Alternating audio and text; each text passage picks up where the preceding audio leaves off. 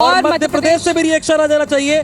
Farah Khan mobile check कर रही हैं, मोबाइल देख रही हैं कि क्या आंकड़े हैं। और इसके साथ ही हमारे साथ राम दंगोरे जी, भारतीय जनता पार्टी के विधायक है। राम दंगोरे जी, यहां पे तो भारतीय जनता पार्टी 161 के टैली पर आ गई है और कांग्रेस 67 पे, क्या कहेंगे? पहला कमेंट।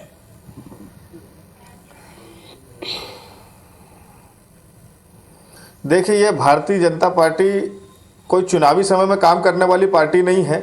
लगातार 5 साल तक हमारे कार्यकर्ता बूथ लेवल पर, मंडल स्तर पर, सेक्टर स्तर पर हम सभी एक्टिव रहते हैं और विभिन्न कार्यक्रमों के माध्यम से हम लोग जनता के बीच में जाते रहते हैं। साथ ही साथ जो हमारी जन कल्याणकारी योजना है, उन योजनाओं को लेकर के भी हम पब्लिक के बीच में जाते हैं, जनता के बीच में राय बनाते हैं और उनके फायदे जनता को बताने का काम करते हैं। हमारी जो संगठन की रचना इतनी मजबूत है और इतनी सशक्त है कि प्रदेश अध्यक्ष से नीचे अगर आते हैं तो जिला अध्यक्ष नीचे मंडल अध्यक्ष से नीचे सेक्टर प्रभारी व सेक्टर प्रभारी से नीचे बूथ, और बूथ के अंदर भी पन्ना प्रमुख बनता है और एक पन्ने पे 30 वोटर होते हैं। वो 30 के लिए एक कार्यकर्ता काम करता है। इन्होंने तो पूरे हमने जो संगठनात्मक तरीके से काम किया है, बूथवार जाकर के इन्होंने काम किया है और उसका रिजल्ट मिला है। लेकिन फराह खान जी, आप बताइए कहाँ चूक रह गए? आप तो कह रहे थे कि बीजेपी का कुशासन रहा 15 साल तक, 18 साल तक और छलने का काम किया, लेकिन आप तो 66 में सिमटते हुए नजर आ रहे हैं। हालांकि ये रुझान है, क्या कहेंगे आप फराह खान जी?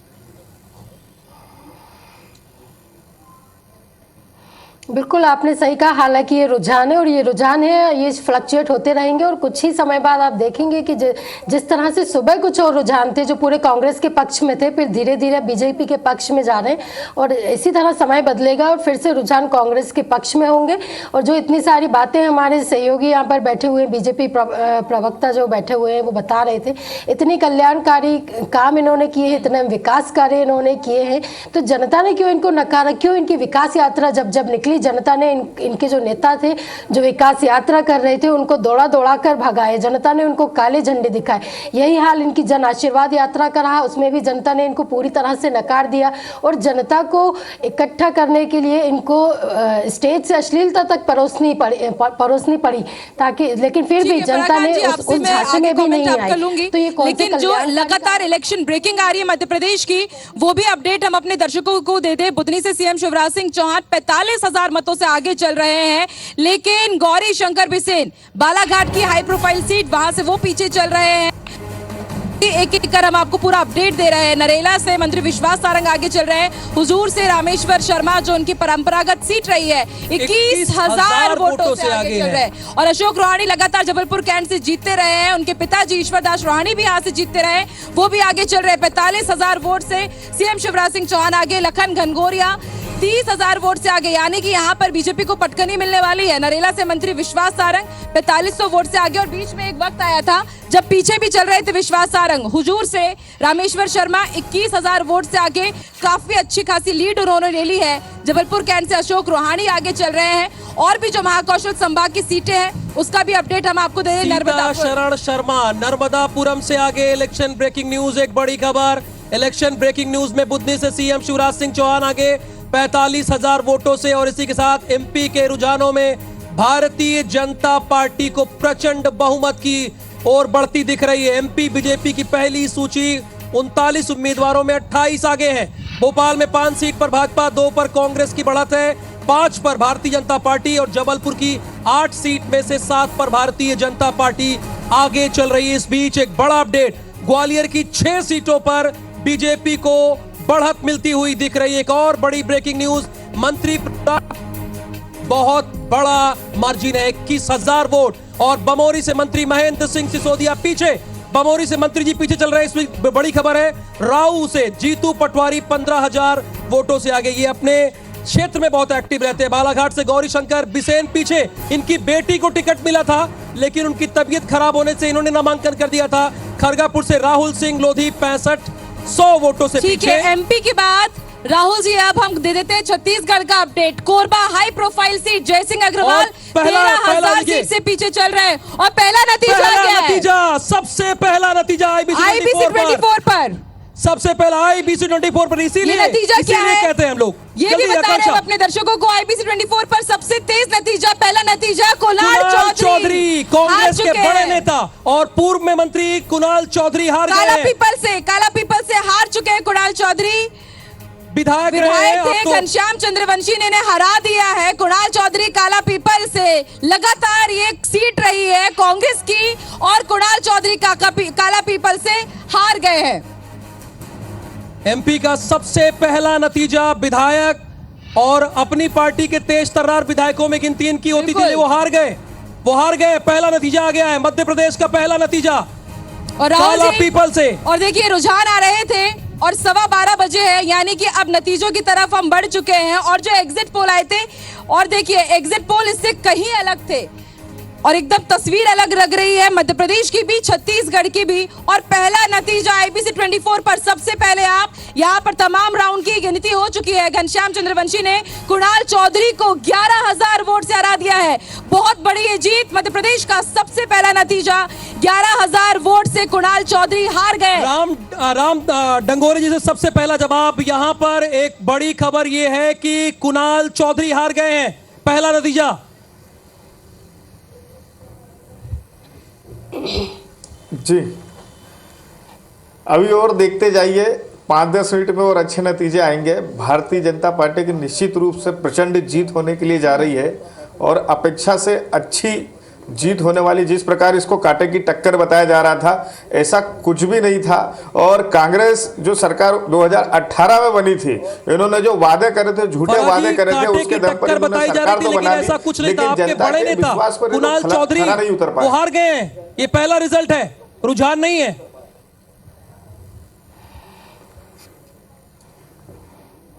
देखिए कुछ सीटें तो जो पार्टी जीतती है उसकी भी कुछ सीटें तो वो हारती है। मैं फिर कहूंगी कि अभी रुझान और आने बाकी हैं, धैर्य रखें। हमारे बीजेपी के जो प्रवक्ता बैठे हुए वो भी धैर्य रखें। और 15 महीने की जो सरकार की ये बात कर रहे थे कि हमने वादे किए और वो पूरे नहीं किए, तो आप ही के कमल पटेल ने सदन में ये बात स्वीकार की थी। जो किसान कर्ज माफी का जो सवाल उठाए थे जयवर्धन सिंह ने, उसके जवाब में कमल पटेल ने कहा था कि हाँ 27 लाख किसानों का कर्ज माफी हुआ, और भी जितने वादे किए थे, 100 रुपए में 100 यूनिट बिजली मुफ्त मिली थी, 100 रुपए में 100 यूनिट बिजली मिली थी, और आपको भी मिली होगी। कन्यादान योजना की राशि 51,000 करने का काम हमने किया था। वृद्धा पेंशन की राशि दुगनी करने का काम हमने किया था। मेट्रो प्रोजेक्ट लाने का काम हमने किया था। सिर्फ 15 महीने की सरकार में हमने कई सारे विकास के काम कर दिए थे, और यही आपसे देखा नहीं गया, आपकी पार्टी से देखा नहीं गया। और लेकिन राहुल जी देखिए, खास बात ये हो जाती है कि घनश्याम चंद्रवंशी को जब 5वीं लिस्ट में बीजेपी ने शामिल किया था, 5वीं लिस्ट में उनका नाम शामिल आया था, तो कई लोगों ने उनका इतना विरोध किया था कि पुतला तक फूंक दिया गया था। और अब देखिए वही प्रचंड जीत लेकर के आए हैं। दर्शकों को दे दें, सीएम शिवराज सिंह चौहान 50,000 वोटों से आगे। एक बड़ा अपडेट, 50,000 वोटों से सीएम शिवराज सिंह चौहान आगे बढ़त बना लिए हुए। एक लंबी चौड़ी बढ़त उनके पास आ गई है। यानी कि राहुल जी, विक्रम मस्ताल चारों खाने चित। हाँ, कांग्रेस ने घेरने की जरूर कोशिश की थी, क्योंकि हनुमान का रोल उन्होंने प्ले किया था। शिव वर्सेस हनुमान की जंग उसको दे रहे थे, बिल्कुल। और ये देखिए लखन घनघोरिया ये आगे चल रहे हैं, एक लंबी बढ़त कांग्रेस के है लखन घनघोरिया। विश्वास सारंग 4500 वोटों से आगे। और फटाफट रिएक्शन 36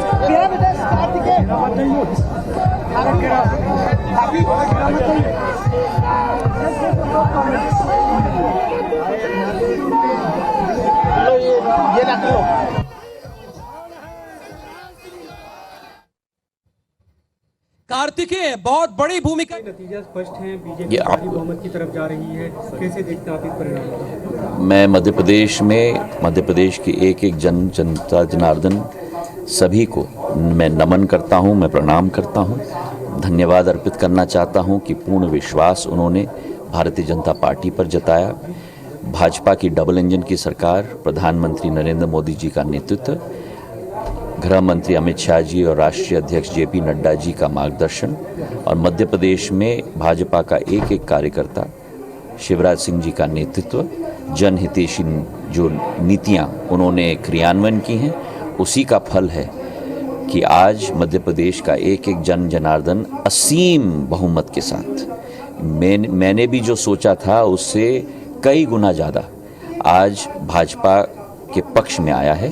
मैं मध्य प्रदेश की जनता को अपने दिल की गहराइयों से धन्यवाद अर्पित करना चाहता हूँ। की दावों और एग्जिट पोल के आंकड़ों पे कांग्रेस सवाल उठा रही थी, आपके लिए भी कल दिग्विजय सिंह ने कुछ तल्ख टिप्पणी की थी, उसे कैसे? दिग्विजय सिंह जी की हर बद्दुआ का स्वागत मैं करता हूं और अपने दिल से राजा साहब को मैं दिल की गहराइयों से उनको शुभकामनाएं देना चाहता हूं। मैं अपने दिल में कभी भी गलत भाव किसी के प्रति नहीं रखता। और जहां तक कांग्रेस की बात है, वो तो लड्डू खरीद रहे थे, कल पोस्टर बधाई के लग गए थे। हम लोग बड़े चुपचाप से अपना काम कर रहे थे क्योंकि हमें पूरा विश्वास था कि जनता का आशीर्वाद भारतीय जनता पार्टी के साथ रहा है और जनता ने अपना निर्णय साफ कर दिया है। और जो लोग कद की बात कर रहे थे, ग्वालियर चंबल संभाग की जनता ने और मध्य प्रदेश की जनता ने उनको अपना कद दिखा दिया है। बाकी 3 राज्यों के परिणाम को कैसे देखते हैं? उसमें भी 2 में प्रधानमंत्री जी के नेतृत्व में छत्तीसगढ़ हो, राजस्थान हो, मध्य प्रदेश हो, तीनों राज्यों में प्रचंड बहुमत से भाजपा की सरकार आई है। प्रधानमंत्री जी का नेतृत्व देश की 140 करोड़ जनता के लिए गौरव का विषय है और प्रधानमंत्री जी के नेतृत्व में भारत विश्व पटल पर नई ऊंचाइयां छू रहा है। चंबल संभाग की जो कमान थी, मोर्चा इन्होंने ही संभाला हुआ था, ताबड़तोड़ प्रचार प्रसार किया। साल 2018 में ये कांग्रेस की तरफ से प्रचार प्रसार कर रहे थे, लेकिन 2023 में बीजेपी की तरफ से प्रचार प्रसार किया इन्होंने। जी, उन्होंने कहा कि जो कद की बात करते थे, ग्वालियर चंबल में कद की बात करते थे, जनता ने दिखा दिया कि किसका कद है। फराह खान, फटाफट एक कमेंट मैम, चूंकि बहुत लोग हैं यहाँ पर, भी एक बहुत बड़ी टीम है, वो कह रहे हैं कि जो कद की बात करते थे दिखा दिया जनता ने कद है। क्या कहेंगे इस पर आप? ज्योतिरादित्य सिंधिया का फर्स्ट रिएक्शन है ये।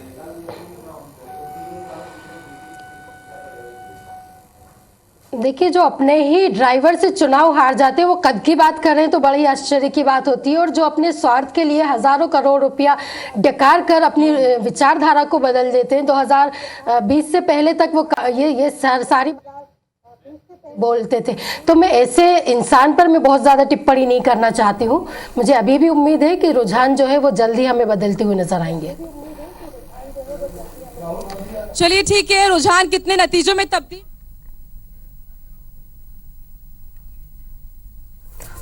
तो मध्य प्रदेश की अब तक की बड़ी बातें आपको बताते हैं। मध्य प्रदेश में बीजेपी को प्रचंड बहुमत मिली और भोपाल संभाग की 5 सीट पर बीजेपी, 2 पर कांग्रेस आगे है। और ग्वालियर संभाग की बात करें तो 6 सीटों पर बीजेपी इस वक्त आगे चल रही है। जबलपुर संभाग की 8 में से 6 सीटों पर बीजेपी आगे है। वहीं कांग्रेस के तमाम दिग्गज पीछे हैं। विधायक कुणाल चौधरी हार चुके हैं। तो नतीजे भी आपको बता रहे हैं। मध्य प्रदेश की अब तक की ये बड़ी बातें हैं जो एमपी में बीजेपी को प्रचंड बहुमत मिल रही है इस वक्त। और भोपाल संभाग की 5 सीट पर बीजेपी और 2 पर कांग्रेस पीछे है। वहीं ग्वालियर की बात करते हैं तो संभाग की 6 सीटों पर बीजेपी इस वक्त आगे है। जबलपुर संभाग की 8 में से 6 सीटों पर बीजेपी आगे चल रही है। और अब छत्तीसगढ़ की अब तक की बड़ी बात आपको बताते हैं। छत्तीसगढ़ में बीजेपी को स्पष्ट बहुमत है। तो आपको एक बार फिर बता दें, भूपेश को छोड़ सभी मंत्री इस वक्त पीछे चल रहे हैं और पीसीसी चीफ दीपक बैज भी इस वक्त पीछे हैं। छत्तीसगढ़ की अब तक की प्रमुख बातें, रायपुर की सभी 7 सीटों पर बीजेपी आगे है। छत्तीसगढ़ की सभी 5 संभागों में बीजेपी को बढ़त मिल रही है। तो छत्तीसगढ़ की अब तक की ये प्रमुख और विशेष बातें आपको बता रहे हैं। छत्तीसगढ़ में बीजेपी को स्पष्ट बहुमत मिल रही है।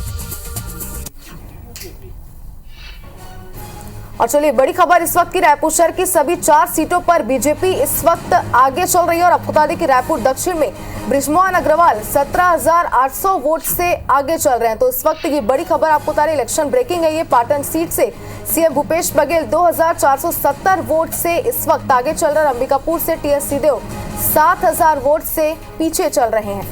तो सीतापुर की बात करें तो मंत्री अमरजीत भगत 10,000 वोट से इस वक्त पीछे चल रहे हैं। कवर्धा से अब बात करते हैं तो मंत्री मोहम्मद अकबर 9,281 वोट से पीछे है। वहीं कोटा से मंत्री कवासी लखमा 462 वोट से पीछे चल रहे हैं। तो चित्रकूट से PCC chief Deepak Baij 5,000 vote से इस वक्त पीछे चल रहे हैं। तो इलेक्शन ब्रेकिंग है ये आपकी टीवी स्क्रीन पर और टेली के जरिए हम आपको दिखा रहे हैं कि कहां पर किस सीट पर क्या स्थिति इस वक्त बनी हुई है। तो कांग्रेस से आगे चल रहे हैं मुख्यमंत्री भूपेश बघेल, पाटन से हैं और 2,470 वोटों से इस वक्त वो आगे चल रहे हैं। और इसी के साथ ही आगे छत्तीसगढ़ की बात करते हैं तो कांग्रेस से 1721 वोटों से टीएस सिंहदेव यानी कि डिप्टी सीएम टीएस सिंहदेव पीछे चल रहे हैं।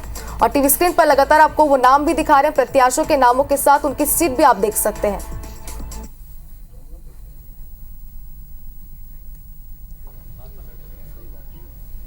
चलिए, तो जिस तरह से राहुल अब 12:30 बजने को है और जिस तरह से हम उम्मीद कर रहे थे कि इसके बाद तस्वीर करीब करीब साफ हो जाएगी। छत्तीसगढ़ में इस वक्त 90 के 90 रुझान और भारतीय जनता पार्टी 55 सीटों पर लीड बनाए हुए है और 33 सीट पर इस वक्त कांग्रेस पार्टी के उम्मीदवार आगे बने हुए हैं और जिन पर बीजेपी आगे है उनमें कई सीटें ऐसी हैं जहां पर कांग्रेस पार्टी के दिग्गज हैं। कई सारे मंत्री लगातार पीछे चल रहे हैं और वो अपडेट भी लगातार स्क्रीन पर दिखा रहे हैं। मध्य प्रदेश में 161 सीटों पर इस वक्त भारतीय जनता पार्टी आगे चल रही है। यही नतीजों में तब्दील हुआ तो प्रचंड बहुमत की तरफ मध्य प्रदेश में भारतीय जनता पार्टी आगे बढ़ती नजर आ रही है, एक बार फिर से सत्ता पर काबिज होगी। तो तेलंगाना में जो है, एक बार फिर से बता दें कि तेलंगाना में कांग्रेस की सरकार बनती हुई वहां पर नजर आ रही है और राजस्थान में बीजेपी को अभी एज है, लेकिन मुकाबला वहां पर कांटे का बना हुआ है। और बिल्कुल, और बात छत्तीसगढ़ की जाए तो छत्तीसगढ़ में भारतीय जनता पार्टी प्रचंड बहुमत की ओर है 55 सीटों के साथ और 33 पर कांग्रेस और 2 अदर्स के पास है। और पिछले 1.5 वर्षों से जो सरगुजा संभाग की जिम्मेदारी संभाल रहे थे, संजय श्रीवास्तव जी भी थे, जब लोग जा भी नहीं रहे थे तब भी आप सरगुजा में डटे हुए थे और लगभग वो आप क्लीन स्वीप कर रहे हैं लगभग। जी धन्यवाद राहुल जी। सबसे पहले तो छत्तीसगढ़ के 1.5 सालों से आप क्या कर रहे थे वहां पर, जरा बताइए तो। देखिए, छत्तीसगढ़ की जनता को आभार, सरगुजा की जनता को आभार देता हूं और मेरे आभार से आप समझ गए होंगे। भारत भावनाओं का देश है और सनातन का विरोध हमें ले डूबा। जातिवादी राजनीति को कभी इस देश ने स्वीकार नहीं किया है। 6 सितंबर 1990 का राजीव गांधी जी का भाषण है संसद में, वो सुन लीजिएगा। ये देश अगर जातिवादी होता तो विश्वनाथ प्रताप सिंह को गांव-गांव पूजा जाता। विश्वनाथ प्रताप सिंह जी जब मंडल लाए थे, उनसे बड़ा कोई जातिवाद का कार्ड खेलने वाला नेता नहीं हुआ। लेकिन विश्वनाथ प्रताप सिंह जी की हालत इस देश में क्या हुई, ये सबके सामने है। तो इसलिए जातिवादी राजनीति और सनातन का विरोध, ये हमें ले डूबे। बहुत बड़ी बात यहां पर आचार्य प्रमोद कृष्णम ने कही है, जिसका जिक्र हम कर रहे थे राहुल पीछे बैठ के। क्योंकि जातिवाद का जिक्र भारतीय जनता पार्टी के खिलाफ कांग्रेस पार्टी लगातार अपने मैनिफेस्टो में कहते रही कि अगर हमारी सरकार बनती है तो जातीय जनगणना हम कराएंगे। आचार्य प्रमोद कृष्णम कहते हैं एक बड़ा अपडेट, दिवनी से केंद्रीय मंत्री पीछे है, केंद्रीय कृषि मंत्री। एक बड़ा अपडेट, राऊ से जीतू पटवारी 15,000 वोट से पीछे चल रहे हैं ये भी, और बालाघाट से गौरी शंकर बीसेन भी पीछे चल रहे हैं। यानी दिमनी से आंकड़ा, हालांकि बहुत अभी काउंटिंग बाकी है, लेकिन फिलहाल टक्कर मिली है, नहीं तोमर ने टक्कर दी है। बिल्कुल, यहां से रविंद्र तोमर जो है वो इस वक्त विधायक भी थे और कड़ी टक्कर उन्होंने दी है यहाँ पर नरेंद्र सिंह तोमर को। लेकिन यहाँ पर जो आचार्य प्रमोद कृष्णम ने जो बात कही है, हाँ, वो बहुत महत्वपूर्ण है। प्रमोद दुबे जी आपकी ही पार्टी से जुड़े हुए हैं और बहुत महत्वपूर्ण बात ये कह रहे हैं कि इससे पहले राजीव गांधी के समय में भी विश्वनाथ प्रताप सिंह का भी उन्होंने जिक्र किया कि जब जब जातिवाद की राजनीति की बात कही गई है, जब जब सनातन का विरोध की बात हुई है, इसका नुकसान कांग्रेस को हुआ है। एक बार फिर से वो इसी तरफ इशारा कर रहे हैं। किस तरह से देखते हैं प्रमोद जी? नहीं, आप हितेश जी जरूर देखिएगा कि ये कुछ समय के लिए या कुछ क्षण के लिए लाभदायक हो सकते हैं, लेकिन लंबे काल तक अगर कहीं हम बात देखें या पुरानी परिशिष्ट या परिदृश्य देखें तो इस देश को कभी जातिवाद ने स्वीकार न किया था, ना आगे करेगा। लोगों की अपनी अपनी भावनाएं हो सकती है, तो क्षणिक लाभ के लिए की बात किसने की थी भाई? नहीं, जिस किसी ने भी की हो, मैं किसी के ऊपर बताऊं नहीं, आपकी पार्टी की तरफ से अपनी मैनिफेस्टो में शामिल है ये बात। ये मेरे व्यक्तिगत विचार हैं, ये मेरे व्यक्तिगत विचार हैं। ये बड़ी बात है, ये बड़ी बात है, ये व्यक्तिगत विचार है, कांग्रेस पार्टी से इतर पार्टी के अपने लाइन होती है। ओके, मैं इतना बड़ा नेता नहीं हूं कि मैं कांग्रेस पार्टी की ओर से कुछ बात को कहूं, लेकिन जो बात सच होनी चाहिए उसे आप बेबाकी से रखने की आदत होनी चाहिए। और बेबाकी से ये बात हमने शुरू में भी रखा, आगे भी रखा। सच है वो सच रहेगा।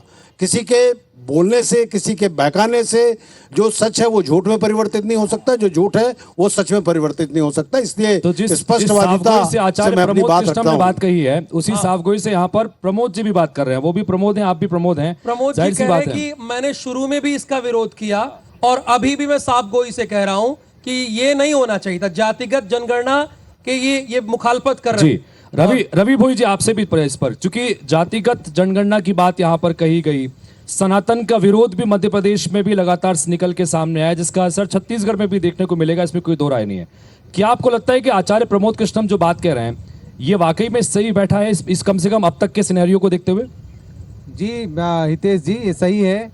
जिस तरह से जाति की राजनीति को लेकर कभी भी भारत में स्वीकार नहीं किया गया, जिसे मंडल कमीशन मंडल आयोग की, तब तो मैं जहाँ देखा हूँ जिस तरह से मंडल कमीशन यहाँ लागू किया गया था और देश में बहुत सारी यूथ निकल आया था, प्रदर्शन किया था और एक गोस्वामी लड़का अपने को आग भी लगा लिया था। तो स्वाभाविक तौर से इस देश में जाति की राजनीति को कभी स्वीकार नहीं किया जाता और जाति जनगणना करके एक जबरदस्ती एक विवाद की स्थिति पैदा होगी। अब जब हम टेक्नोलॉजी के युग में जा रहे हैं या फिर सबको समानता की बात कर रहे हैं, ऐसे में जातिवाद की राजनीति का कोई मायने नहीं रह जाता। राम दंगोरे जी, हालांकि जो आपके संयोजक थे चुनाव के और केंद्र में मंत्री भी है कृषि, एक अपडेट है कि वो पीछे है अभी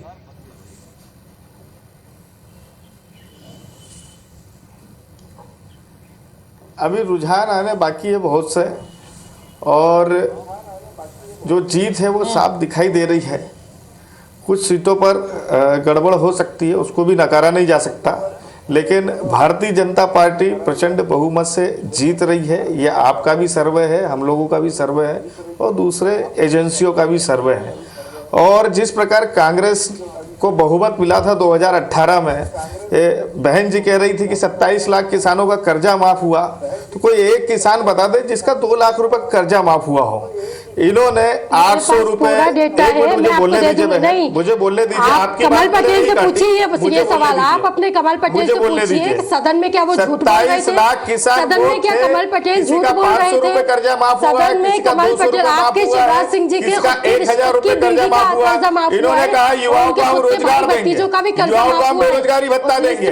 कोई एक युवा बता दिया मध्य प्रदेश में कि किसी को 4000 रुपए बेरोजगारी भत्ता दिया और युवाओं को नौकरी के नाम पे 5 साल बहस करेंगे। आज जनता का दिन है, 5 साल बहस करेंगे कौन किसने क्या कहा क्या किया, ये 5 साल बहस करेंगे। लेकिन हमारे साथ अमर परवानी जी अध्यक्ष हैं छत्तीसगढ़ चैम्बर कॉमर्स के, उनसे जान लेते हैं। अमर जी, छत्तीसगढ़ में बीजेपी आगे चल रही है, कांग्रेस पीछे है, इसकी एक वजह क्या मानते हैं आप? देखिए, ये मतलब आपका सवाल सही है, लेकिन मैं समझता हूँ इसके लिए जो पॉलिटिकल संजय भाई हैं, प्रमोद भाई हैं, वो बता पाएंगे। हम लोग तो आप बच रहे हैं, सर थोड़ा माइक पास में रखिएगा। बच नहीं रहे हैं। मैं आपको स्पष्ट बताना चाहता हूँ। देखिए, चैम्बर का जो छत्तीसगढ़ चैम्बर का बेसिक काम क्या है, राज्य शासन केंद्र शासन की जो पॉलिसी है उद्योग व्यापार तक पहुंचाना है, और उसमें अगर कोई कमी है या कुछ उसमें परिवर्तन करना है तो उनको परिवर्तन के लिए हमको निवेदन करके उसको परिवर्तन, आगे जो डेवलपमेंट के कार्य हैं जिसमें उद्योग व्यापार बढ़ सके, बेसिक हम लोग की वो ड्यूटी रहती है। उसको हम लोग, कोई भी सरकार है उसके साथ ईमानदारी से यानी व्यापारी वर्ग क्यों झुका इस ओर, ये भी जानना चाहेंगे आपसे। फिर नहीं, व्यापारी वर्ग किस ओर झुका ये तो बोल नहीं पाएंगे, लेकिन हम लोगों ने इस बार ये जरूर किया था कि व्यापारी वर्ग को ये ट्रीट किया जाता है कि वोट नहीं डालते हैं। इस बार वोट परसेंट जो कम था, विवेक केशरवानी भी हमारे साथ है, डायरेक्टर है सुयश हॉस्पिटल के। स्वास्थ्य एक अहम फैक्टर होता है, मानते हैं कि नहीं मानते हैं आप? एक बहुत ही अहम फैक्टर होता है। तो ये जो प्रचंड बहुमत से जा रही है और कांग्रेस सत्तारूढ़ दल है वो पीछे है, क्या वजह देखते हैं? जैसा कि अमर भैया ने बोला कि I am not the right person इस बात पे कमेंट करने का, बट हाँ, जैसे चूंकि मैं स्वास्थ्य क्षेत्र से जुड़ा हुआ हूँ, तो फ्यूचर में जो गवर्नमेंट बनने वाली है, चाहे किसी भी पार्टी की बने, मैं सिर्फ इतना चाहूंगा, आपके माध्यम से मैं ये एक संदेश देना चाहूंगा कि कोई भी हेल्थ रिलेटेड। कोंटा से मंत्री कवासी लखमा पीछे, कोंटा से कवासी लखमा पीछे, चित्रकूट से पीसीसी चीफ दीपक बैच भी पीछे ही है। सौरभ सिंह परियार हमारे सहयोगी इस वक्त जुड़े हुए हैं, उनके पास चलते हैं। सौरभ, इस वक्त आप कहां पर मौजूद हैं और आपके साथ कौन मौजूद है, जरा उनसे बात कीजिए। Over to you Saurabh. Madhya Pradesh में भारतीय जनता पार्टी को अप्रत्याशित जीत मिलेगी और जनता ने भारतीय जनता पार्टी के उसके बाद आ रहे हैं सौरभ, अपेक्षा के अनुरूप आशीर्वाद प्रदान किया और उसके कारण ही हम लोग स्पष्ट बहुमत की सरकार बनाने में सफलता की ओर अग्रसर हो रहे हैं। लीडर्स ने कहा कि हम भी ऐसी उम्मीद नहीं कर रहे थे कि इतनी भारी जीत मिलेगी, क्या ऐसे कारण है? सबसे बड़ा फैक्टर आप किसे मानते हैं? नहीं, सामान्य तौर पर ऐसा मान के चलना चाहिए कि कुल मिला के कृत्रिम रूप से कुछ लोगों ने झूठ की बैसाखी पर चढ़कर भारतीय जनता पार्टी के खिलाफ माहौल बनाने की कोशिश की थी। वो माहौल कुछ लोगों तक सीमित था, लेकिन जन कल्याणकारी नीतियां जिनका लाभ नीचे तक लोगों को मिला, जनता पर उसका असर नहीं था। और भारतीय जनता पार्टी को और जनता के बीच में नीचे जाकर देखने वाले जो कार्यकर्ता हैं, वो तो ऐसा ही मानते थे कि ऐसी ही जीत मिलेगी। लेकिन सामान्य तौर पर वातावरण इस प्रकार का रहता है तो व्यक्ति संभल कर बोलता है, लेकिन जो जीत मिली है उसको मैं बहुत प्रसन्नता महसूस करता हूं और कार्यकर्ताओं को हृदय से धन्यवाद देता हूं। अभी हम चुनाव आयोग का डेटा देख पा रहे हैं, आप भी अपनी सीट से करीब 1600 वोट से आगे चल रहे हैं, जीत की तरफ अग्रसर है। क्या कुछ आप अपनी भूमिका देखते हैं प्रदेश में? नहीं, हम तो भारतीय जनता पार्टी मध्य प्रदेश के सामान्य कार्यकर्ता हैं। पार्टी जो काम देती है उसे करते हैं। नरेंद्र सिंह तोमर को इस वक्त आप सुन रहे थे, जो लगातार राहुल जब हम देख रहे थे कि भारतीय जनता पार्टी अपने प्रत्याशियों का ऐलान कर रही थी, दूसरी सूची का जब ऐलान किया था तो उस वक्त ये बड़ा चेहरा उस वक्त था और चौंकाया था। भारतीय जनता पार्टी ने चूंकि नरेंद्र सिंह तोमर को मैदान में उतारा, प्रहलाद पटेल को मैदान में उतारा था, उसके अलावा फग्गन सिंह कुलस्ते को मैदान में उतारा था। कल्याणकारी नीतियां। और सौरभ, बिना किसी औपचारिकता के सीधे बात कीजिए आप सुनील सोनी से। बिल्कुल बिल्कुल देखिए राहुल, मैं इस वक्त जो है भाजपा कार्यालय में हूँ और आप देख सकते हैं कि तमाम जो यहाँ के भाजपा के नेता और कार्यकर्ता हैं, जय श्री राम और भाजपा पार्टी जिंदाबाद के नारे लग सकते हैं। मेरे साथ जो है प्रदेश प्रवक्ता केदारनाथ गुप्ता जी और रायपुर सांसद सुनील सोनी जी है। आप देखिए कि चेहरे पे स्माइल जो है साफ नजर आ रही है, जो 2018 में ये इन चेहरों पर और इसी समय ये खुशी नहीं दिख रही थी और अभी ये खुशी दिख रही है। मोदी मोदी के नारे लग रहे हैं पूरे बीजेपी के कार्यालय में। देखिए जबरदस्त माहौल है और एक जश्न होना चाहिए। और सबसे महत्वपूर्ण देखिए कि हमारे कैमरामैन दिखाएंगे कि आईबीसी ही यहाँ पर भाजपा कार्यालय में आप देखिए कि सारे लोग केवल आईबीसी चैनल ही देख रहे हैं, क्योंकि आईबीसी पर ही आपको भरोसा है। सुनील सोनी जी, पहला रिएक्शन आपकी बढ़त पर? मोदी की गारंटी एक विश्वास का प्रतीक, आम आदमी के जीवन में परिवर्तन आए, ऐसा हमारा घोषणा पत्र। हमारे जनता उन पर अगाध प्रेम और श्रद्धा रखती है, ये उनके नेतृत्व की विजय है। अमित भाई ने जो रणनीति बनाई, ये उसका परिणाम है। नड्डा जी का हमें मार्गदर्शन मिला, मैं केंद्र को प्रणाम करता हूं। फिर हमने पूरे चुनाव को पूरी ताकत से सामूहिक नेतृत्व में लड़ा। हमारे प्रदेश अध्यक्ष वीडी शर्मा जी और संगठन के बाकी सारे कार्यकर्ता भी काम में लगे। और सबसे बड़ी एक बात और है कि डबल इंजन की सरकार, नरेंद्र मोदी जी का आशीर्वाद सदैव मध्य प्रदेश को मिला, तो केंद्र सरकार की योजनाओं का भी आदर्श क्रियान्वयन हमने मध्य प्रदेश में किया। और मध्य प्रदेश सरकार ने इतने वर्षों में, चाहे सड़क हो, बिजली हो, पानी हो, शिक्षा हो, स्वास्थ्य हो, सिंचाई हो, कोई भी क्षेत्र ऐसा नहीं छोड़ा जिसमें बेहतर काम ना किया हो। जो भी नई पहल की, जो भी नया इनिशिएटिव लिया, उसमें वोट की राजनीति से ऊपर उठ करके लोगों की विवेक पर छोड़ दिया कि अब आप निर्णय करिए, हम उन तक पहुंचेंगे जिनको हमारी आवश्यकता है, या जहां कोताही रहेगी उसकी पूर्ति करेंगे। चाहे वो उज्ज्वला की योजना थी, तो जो जो ज़रूरतमंद हमारी बहन थी उस तक गैस का सिलेंडर पहुंचा। ये नहीं पूछा कि आपने वोट किसको दिया, ये नहीं पूछा कि आपका धर्म, जात, मजहब क्या है। इसी तरह शौचालयों का था, सुविधा भी दी, सम्मान भी दिया, सुरक्षा भी थी, स्वच्छता भी दी, स्वास्थ्य भी दिया।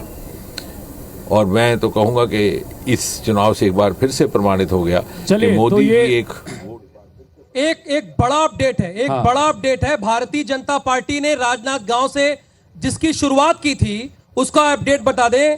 साजा से ईश्वर साहू 4000 वोटों से आगे, साजा से ईश्वर साहू 4000 वोट से आगे, और वहां पर हितेश जी साजा बिल्कुल, देखिए यहां से रविंद्र चौबे मैदान में है और दुर्ग संभाग की ये महत्वपूर्ण सीट है साजा, और यहां से रविंद्र चौबे के सामने ईश्वर साहू एक बिल्कुल जमीनी व्यक्ति को उठाकर यहां पर भारतीय जनता पार्टी ने अपना प्रत्याशी बनाया। 4000 वोट से इस वक्त ईश्वर साहू आगे चल रहे हैं। और जब हमने उनसे बातचीत की तो उनका साफ तौर पर कहना था, और यही वो कहते थे सहजता से, कि चुनाव मैं नहीं लड़ रहा हूं, साजा की जनता लड़ रही, मैं बिल्कुल, मेरे पास तो इतना कुछ है भी नहीं कि मैं लड़ूं। और पाटन सीट से इस वक्त भूपेश बघेल आगे चल रहे हैं। अंबिकापुर से TS Singhdeo deputy CM 8000 vote से पीछे चल रहे हैं। सीतापुर से मंत्री अमरजीत भगत 10,000 वोट से पीछे। कवर्धा से मोहम्मद अकबर 9,000 वोट से पीछे। ये एक तरह का इतिहास रचने जा रहा है अगर यही नतीजों में तब्दील होता है। कवासी लखमा एकमात्र मंत्री अब तक की लिस्ट में जो आगे चल रहे हैं 1500 वोट से। चित्रकूट से पीसीसी चीफ दीपक बैच ये अब आगे हो गए हैं। ये थोड़ी देर पहले तक पीछे चल रहे थे लेकिन ये अब आगे हो गए हैं पाटन सीट से। लेकिन कुल मिलाकर अब तक का जो स्थिति ये है कि छत्तीसगढ़ में मंत्रियों की स्थिति की बात करें, सिर्फ डोंडी लोहरा से डोंडीला भेड़िया और उमेश पटेल खरसिया, सिर्फ ये 2 मंत्री इस वक्त आगे चलते नजर आ रहे हैं, बाकी सारे पीछे हैं। कवासी लखमा कभी आगे होते हैं कभी पीछे होते हैं, वो स्थिति काफी टाइट वहां पर देखने को मिल रही है। लेकिन वहां पर भी मनीष कुंजाम जो है वो आगे, और ओपी चौधरी 38,000 करीब 40,000 वोटों की लीड ले चुके हैं, और 9 राउंड की काउंटिंग यहां पर बाकी है। लेकिन जिस तरह की लीड उन्होंने ले ली है, अब यहां से वो हारे ऐसा संभव नहीं है। और तो निर्णायक बढ़त तो कम से कम हो गई है। केंद्रीय गृह मंत्री अमित भाई शाह ने कहा था कि आप इन्हें जिताइए, बड़ा आदमी हम बनाएंगे, तो 38,000 वोटों से बम पर 38,000 वोटों से। तो संजय शर्मा जी, संजय श्रीवास्तव जी बारी इंतजार ही कर रही है, ये तो माइक लेके क्या इंतजार बड़ा ही कर रहे हैं। आदमी बनने जा रहे हैं ओपी चौधरी? देखिए, निश्चित तौर पर जैसा कि मैं कह रहा था कि जो परिणाम तो सामने आए उसकी चर्चा हम सब कर रहे हैं, और धीरे धीरे करके मिनट टू मिनट कहें बीजेपी लगातार आगे बढ़ती दिखाई दे रही है। और सबसे बड़ी बात गौर करने की बात यह है कि राहुल जी देखिए बीजेपी के पक्ष में कितना माहौल था, और चूंकि 5 साल सरकार कांग्रेस की जो थी इनका क्या क्रियाकलाप रहा कि हम 3, 8 और 13 में हमने सरकार बनाया, उन सब रिकॉर्ड को तोड़ते हुए हम इतनी सीटें पहली बार प्राप्त किए हैं। ये भी एक अपने आप में कचंबी चीज बात है। मैं बात ये कह रहा था राहुल जी कि सबसे बड़ी बात होती है कि जब जनादेश मिलता है, जैसे पिछली बार भूपेश बघेल जी की सरकार को मिला, जनादेश का सम्मान होना चाहिए भारतीय लोकतंत्र के अंदर में। यदि जनादेश का सम्मान नहीं होगा तो यही परिणाम होगा कि आप ओवर कॉन्फिडेंस होकर बात करते थे 75 सीट की बात, और आप आज 35 सीट पर रुक गए हैं। सरकारें आती हैं, सरकारें बदलती हैं, जीत हार होता है, लेकिन आपने जिन वादों के साथ में जिस तरीके से जनादेश प्राप्त हुआ था, 1 मिनट सर, प्राप्त हुआ था, उसका सम्मान होना चाहिए। केवल ये जनादेश को आपने जो अनदेखा किया है उसका परिणाम कांग्रेस की सरकार, भूपेश बघेल की सरकार प्रमोद जी 75 पार का नारा इस बार भी देते थे। क्या ओवर कॉन्फिडेंस हो गया, या जो स्थितियां थी उसको भांपने में गलती हुई, या भारतीय जनता पार्टी ने जिस तरह का मैनिफेस्टो तैयार किया, नहले पे दहला मारने की कोशिश की, उसका ही असर है? किस तरह से देख रहे हैं इसको, परिणाम अगर यही बनते हैं तो? हितेश जी, आपको याद है कि जब से चुनाव शुरू हुआ 3-4 महीनों से, तो जितने भारतीय जनता पार्टी के केंद्रीय नेतृत्व घूम रहे थे, उतने इनकम टैक्स डिपार्टमेंट के लोग यहाँ घूम रहे थे, उतने ईडी वाले लोग यहाँ घूम रहे थे। कांग्रेस के जितने बड़े नेता थे उनके यहाँ छापा मारना, उनको परेशान करना, इसके अलावा कोई रास्ता तो दिख नहीं रहा था भारतीय जनता पार्टी के पास चुनाव लड़ने के लिए। एक बात अगर संजय जी ने कही कि जनादेश का सम्मान करना चाहिए, तो क्या उन्होंने जनादेश का सम्मान नहीं किया था? इसलिए वो 13-14 सीट पर आए थे, 15 सीट पर। इसलिए कहने से पहले जरा सोच लेना चाहिए कि किस समय में किस बातों को किया जाता है। जनता जो भी जनादेश देगी वो हम स्वीकार करेंगे, और हम में कहाँ कमजोरी रही उसका भी हम आत्मचिंतन और मनन करेंगे। लेकिन ये बात सच है कि आप देखिए, आज भी हम 35, 36, 38, 40 इस सीट पर हम कभी ऊपर नीचे चल रहे हैं। अभी पूरा खुलासा नहीं हुआ है, पूरा खुलासा हो जान दीजिए, 2-3 घंटे का वेट कर लेते हैं, उसके बाद जो भी चीजें होंगी दूध का दूध और पानी का पानी होगा। हाँ ठीक है, मैं इस पर रवि भोई जी से जरूर बात करूंगा, लेकिन चूंकि हमारे साथ में यहाँ पर अमर परवानी जी भी लगातार बने हुए हैं। अमर परवानी जी, हालांकि आपने ये कहा कि पॉलिटिकली आप आज कुछ कह पाने की स्थिति में नहीं है, लेकिन फिर भी ये जिस तरह का सिनेरियो अभी बनता नजर आ रहा है, यही अगर तस्वीर फाइनली निकल के सामने आती है तो भारतीय जनता पार्टी एक बार फिर से यहाँ पर सत्ता में लौटती नजर आ रही है। तो कुल मिलाकर आपका अपने जो फ्रेटर्निटी है जिसमें आप तमाम व्यापारी वर्ग के लोग हैं, किस तरह से इस चुनाव के नतीजों को देखते हैं? देखिए, पार्टी कोई भी आए, सरकार कोई भी आए, व्यापारी वर्ग, उद्योग वर्ग बहुत इंपॉर्टेंट रोल प्ले करने वाला है, क्योंकि मैनिफेस्टो में जो भी प्रोमिसेस हुए हैं उसमें अंदाजन 20,000 करोड़ के आसपास का सालाना एडिशनल बजट का एक्सपेंस है, और वो बगैर उद्योग और व्यापार को कॉन्फिडेंस में लिए उतना बड़ी रकम आप ला नहीं सकते हैं। तो सरकार कोई भी हो, इम्पॉर्टेंट रोल उद्योग व्यापार प्ले करेगा, चैम्बर उसमें बहुत अहम भूमिका प्ले करेगा, ताकि वो रेवेन्यू कहाँ से आए, कैसे आए, ताकि जो भी सरकार आए अपनी जो जन कल्याण योजना है, जो उनका मैनिफेस्टो है, पूरा करने में व्यापारी वर्ग बहुत बड़ा रोल प्ले करेगा। डॉक्टर विवेक केशरवानी, सुरेश हॉस्पिटल के डायरेक्टर भी हमारे साथ इस वक्त बने हुए हैं। डॉक्टर विवेक, किस तरीके से आप इस रिजल्ट को देखते हैं, क्योंकि जनता के लिए काफी चौंकाने वाले हैं, काफी शॉकिंग है, काफी डिफरेंट टाइप का ये रिजल्ट आ रहा है, क्योंकि हालांकि एग्जिट पोल में जो नजर आया था उसके उलट नतीजे अब नजर आ रहे हैं। जैसे आप अचंभित हैं इन रिजल्ट्स को देख के, मुझे ऐसा लगता है कि most of the non political people, हमारे जैसे लोग, उन्होंने भी ये शायद उम्मीद नहीं की थी कि इस तरह का मैंडेट पब्लिक देगी। और जो भी रिजल्ट आया, मुझे लगता है कि आने वाली जो भी सरकार रहे, चाहे वो भाजपा की रहे चाहे कांग्रेस की रहे, एज ए डॉक्टर मैं चाहूँगा कि जो हेल्थ पॉलिसी बने उसमें प्राइवेट हॉस्पिटल के जो प्राइवेट प्लेयर्स हैं, चूँकि वो मोर देन 70% ऑफ हेल्थ में कंट्रीब्यूट करते हैं, तो प्राइवेट हॉस्पिटल के जो मैनेजमेंट है उनको कॉन्फिडेंस में लेके हेल्थ पॉलिसी बनाने में उनकी मदद लेनी चाहिए, ताकि जो ग्राउंड लेवल पे हेल्थ की दशा है उनसे बेहतर, हमसे बेहतर कोई नहीं समझता। तो मैं आपके माध्यम से ये अपील करना चाहूँगा आने वाली नई सरकार को कि वो हमें अच्छी हेल्थ सुविधा अपने पब्लिक को देने में हमारी सहभागिता निभाने तो जब स्कीम्स बने तो उस स्कीम से जुड़े हुए जो लोग एक्सपर्ट्स हैं उनसे भी सलाह ली जाए, मैनिफेस्टो तैयार करते समय भी अगर सलाह ली जाए, और जब इम्प्लीमेंट करने की बारी आए तब भी सलाह ली जाए, तो बहुत बेहतर तरीके से उसका असर दिखता है ज़मीन पर। ये बात यहाँ पर विवेक जी कर रहे हैं। इन सब के बीच हम लगातार अपडेट दे दें बस्तर संभाग के, एक बार हमारे पास में जो अब तक की स्थितियां हैं वो एक बार आपके सामने रख दें, लेकिन उससे पहले साजा सीट का एक अपडेट आ रहा है कि ईश्वर साहू, अब यहां पर 9 राउंड की काउंटिंग हो चुकी है। ईश्वर साहू अब यहां से 5,000 वोट से आगे चल रहे हैं रविंद्र चौबे के सामने। ये महत्वपूर्ण बात है। लेकिन दुर्ग संभाग के भी जो नतीजे हैं, जो रुझान है, वो सामने आ गए हैं। भिलाई विधानसभा में 4 राउंड के बाद देखिए कांग्रेस से देवेंद्र यादव आगे चल रहे हैं और काफी आगे चल रहे हैं, 16,605 वोटों से इस वक्त वो आगे चल रहे हैं। दूसरी तरफ भाजपा के प्रेम प्रकाश पांडे काफी पीछे हैं। अगर बात करें दुर्ग ग्रामीण विधानसभा की तो 5 राउंड यहाँ पर हो चुके हैं और कांग्रेस के ताम्रध्वज साहू जो हैं वो भी पीछे चल रहे हैं। दुर्ग शहर विधानसभा की बात करें तो यहाँ पे भी 4 राउंड हो गए हैं। कांग्रेस के अरुण वोरा को 11,604 वोट अब तक मिले हैं, तो दूसरी तरफ गजेंद्र यादव यहाँ से आगे हैं। तो देखिए, चाहे दुर्ग हो, चाहे सरगुजा हो, चाहे रायपुर हो, हितेश, कहीं ना कहीं पीछे जो है वो कांग्रेस चल रही है। और ये निश्चित तौर पर इस तरह की एक्सपेक्टेशन नहीं थी कि सभी मंत्री एक साथ पीछे हो जाएंगे। बस्तर का भी एक बार हम लोग तस्वीर फटाफट रख दें। बस्तर में जगदलपुर से किरण देव भारतीय जनता पार्टी के उम्मीदवार हैं, वो 10,000 साढ़े 10,000 वोट से इस वक्त आगे चल रहे हैं। अंतागढ़ में 5 राउंड के बाद में बीजेपी के विक्रम उसेंडी 17,000 वोट से आगे चल रहे हैं। चित्रकूट से भाजपा के विनायक गोयल 5,000 वोट से आगे चल रहे हैं और एक बड़ा उलटफेर करते नजर आ रहे हैं, क्योंकि यहां से दीपक बैज मैदान में है। बस्तर सीट से 2,000 वोट से कांग्रेस के लखेश्वर बघेल आगे चल रहे हैं और यहां पर एक तरह से कह सकते हैं कि लखेश्वर बघेल कांग्रेस की इज्जत बचाते नजर आ रहे हैं। कांकेर से आसाराम नेताम, एक बिल्कुल युवा चेहरा को जो कि सरपंच है उस इलाके में, उनको उतारा था शंकर दुर्वा के सामने। बीजेपी के उम्मीदवार 6,000 वोट से आगे हैं। दंतेवाड़ा से चैतराम अटामी 4,600 वोट से इस वक्त आगे चल रहे हैं।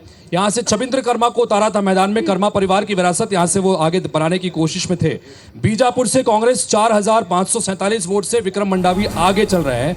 इसी तरह से नारायणपुर से केदार कश्यप पूर्व मंत्री 6,000 वोट से आगे चल रहे हैं। कोंटा से 11 राउंड की काउंटिंग के बाद कवासी लखमा अब आगे हो गए हैं करीब 600 वोट से और 1,400 वोट से इस वक्त वो आगे चल रहे हैं। भानु प्रतापपुर में सावित्री मंडावी एक बार फिर से एक बड़ी कन्विंसिंग विन की तरफ आगे बढ़ रही है, 13,000 वोट से आगे चल रहे हैं। केशकाल से भारतीय जनता पार्टी आगे है 7,000 वोट से। एक IAS अधिकारी को यहां से इस्तीफा देकर इस बार आगे उनको मैदान में उतारा था।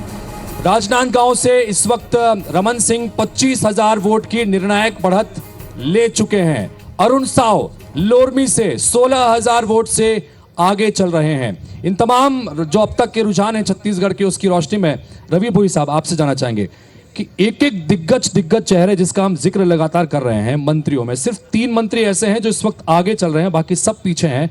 मुख्यमंत्री अपनी सीट पर आगे चल रहे हैं। क्या इस तरह के परिणामों की उम्मीद की गई थी, और अगर नहीं थी तो ये जो चीजें हो रही हैं इसको किस तरह से देखा जाए अगर यही परिणामों में तब्दील होता है? देखिए हितेश जी, इस परिणाम से या जो परिणाम के रुझान उससे साफ लग रहा है कि सरकार विरोधी लहर बहुत ज़्यादा थी। कांग्रेस ने एंटी इनकम्बेंसी के चलते 22 विधायकों के टिकट तो काटे, लेकिन किसी भी मंत्री की टिकट नहीं काटी गई। और जबकि मंत्रियों के कामकाज को लेकर जनता नाराज रही, कहीं विकास के काम को, अब सरगुजा की बात करें, अंबिकापुर में कोई डेवलपमेंट की बात नहीं, और टीएस सिंह कई बार कह चुके हैं कि मैं काम नहीं करा सकता। तो इन सब कारणों से कहीं ना कहीं मंत्रियों के खिलाफ बहुत नाराजगी थी। और आप खरसिया से उमेश पटेल की बात करें, उमेश पटेल का उनका जनाधार है, उनके पिताजी वहाँ से विधायक रहे, मंत्री रहे, तो वो अलग बात थी, वो तो उनका परंपरागत सीट है। लेकिन बाकी मंत्रियों को लेकर नाराजगी थी और सरकार के खिलाफ लोगों की नाराजगी दिख रही। दूसरी बात, महिलाओं का जो साथ मिला, जो महातारी वंदन योजना था जिसमें फर्स्ट पे सिलेक्शन काफ़ी भाजपा को साथ मिला है, वो बहुत बड़ा। बाद में इसको डैमेज कंट्रोल करने के लिए कांग्रेस ने 15,000 का किया, लेकिन उसका इम्पैक्ट उतना नहीं दिया जितना 12,000 का इम्पैक्ट दिखा। तो प्रमोद जी, चूंकि महतारी वंदन योजना का भी एक महत्वपूर्ण फैक्टर माना जा रहा है, क्या आपको लगता है कि पहले मैनिफेस्टो में उसको शामिल नहीं करना और एक राउंड की वोटिंग हो जाने के बाद फिर गृहलक्ष्मी योजना की बात करना? इस पर हम बात करेंगे, लेकिन चूंकि हेडलाइंस का वक्त हो गया। बिल्कुल, एक छोटे से ब्रेक के लिए रुकते हैं, फिर वापस।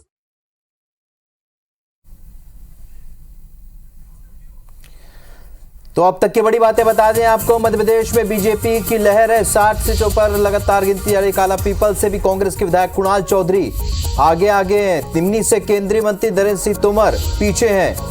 सीएम शिवराज सिंह ने केंद्रीय नेतृत्व का आभार जताया है और सिंधिया ने लाडली बहना योजना को गेम चेंजर बताया। ये बड़ी बातें आपको बता रहे हैं।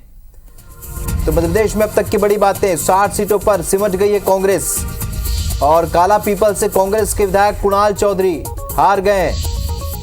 दिमनी से केंद्रीय मंत्री नरेंद्र सिंह तोमर जीत गए। सीएम शिवराज सिंह ने केंद्रीय नेतृत्व का आभार जताया। तो सिंधिया ने लाडली बहना योजना को गेम चेंजर बताया। तो और छत्तीसगढ़ की बड़ी बातें, बड़ा उलटफेर छत्तीसगढ़ में देखने को मिला है। डिप्टी सीएम सिंहदेव समेत कई मंत्री पीछे चल रहे हैं। छत्तीसगढ़ के सभी 5 संभागों में बीजेपी को बढ़त है। रायपुर की सभी 7 सीटों पर बीजेपी आगे चल रही है। रायगढ़ में बीजेपी की जीत तय मानी जा रही है। इस वक्त की बड़ी बातें हम बता रहे हैं, अब तक की बड़ी बातें। छत्तीसगढ़ में बड़ा उलटफेर विधानसभा चुनाव में देखने को मिल रहा है। डिप्टी सीएम टीएस सिंहदेव समेत कई मंत्री इस वक्त पीछे चल रहे हैं। छत्तीसगढ़ के सभी 5 संभागों में बीजेपी को बढ़त दिख रही है। रायपुर की सभी 7 सीटों पर बीजेपी आगे चल रही है। रायगढ़ में बीजेपी की जीत तय मानी जा रही है। और बड़ी खबर आपको बता दें, लोरमी से अरुण साव 16,000 वोट से आगे चल रहे हैं। रायगढ़ से ओपी चौधरी 35,000 वोट से इस वक्त आगे चल रहे हैं। राजनांदगांव से पूर्व मुख्यमंत्री रमन सिंह 25,000 वोट से इस वक्त आगे चल रहे हैं। अंतागढ़ से बीजेपी के विक्रम उसेंडी 20,000 वोट से आगे।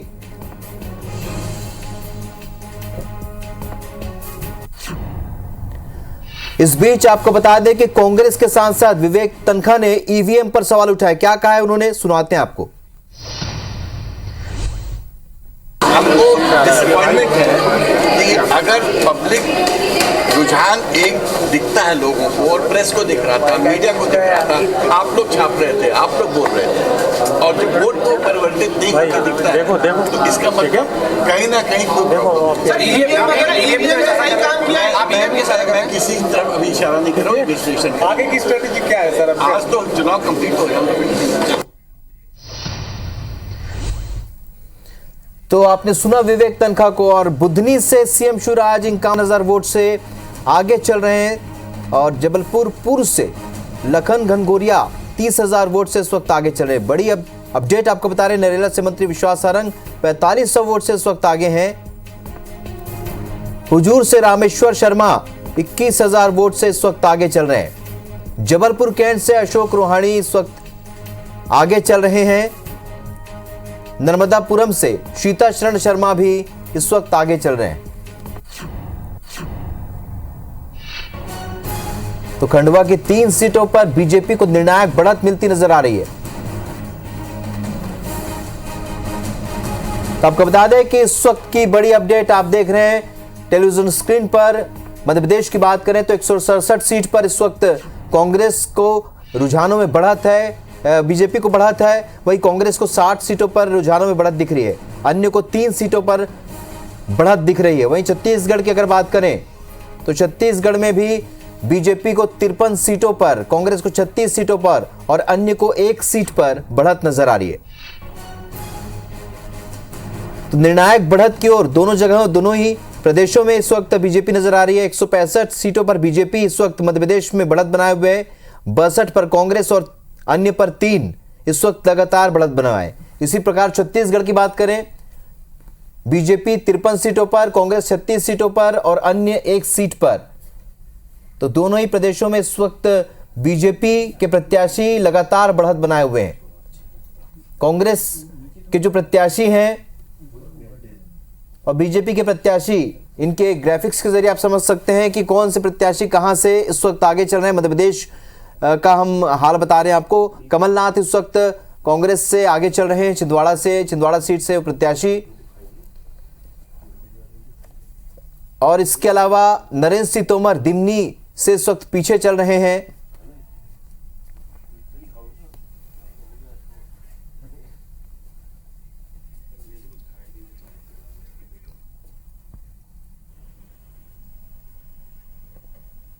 आगे नजर आ रही है कांग्रेस 36 सीट पे। एग्जिट पोल में जो नतीजे सामने आए थे उसके उलट ये नजर आ रहा है। 53 पर इस वक्त बीजेपी है, 36 पर इस वक्त जो है वो नजर आ रही है कांग्रेस। और इसके साथ ही हितेश जी खास बात ये है कि देखिए एक जो सीट है, एक सीट पर कहीं ना कहीं जो दूसरी पार्टी है वो भी कब्जा जमाए हुए हैं। तो मध्य प्रदेश और छत्तीसगढ़ की 320 सीटों पर लगातार अपडेट्स आप तक पहुंचा रहे हैं। कौन आगे कौन पीछे। खुज्जी की वो सीट है जहां पर हमर राज पार्टी के उम्मीदवार इस वक्त आगे चल रहे हैं। मनीष कुंजाम ने हालांकि बीच में बढ़त बनाई थी, लेकिन अब वहां से खबर आ रही है कि कोंटा से अब फिर से कवासी लखमा आगे हो गए। तो बड़ा नेक टू नेक मुकाबला देखने को मिल रहा है। मध्य प्रदेश की तस्वीर भी एक बार रचना बताइए।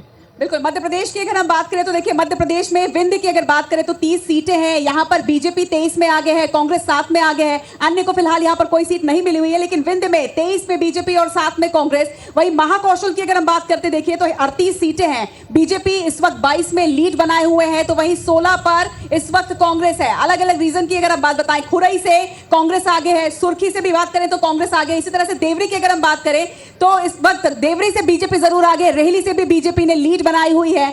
तो मध्य प्रदेश में 230 में रुझान सामने आ चुके हैं। सागर से, बंडा से बीजेपी आगे, जताला से भी बीजेपी आगे।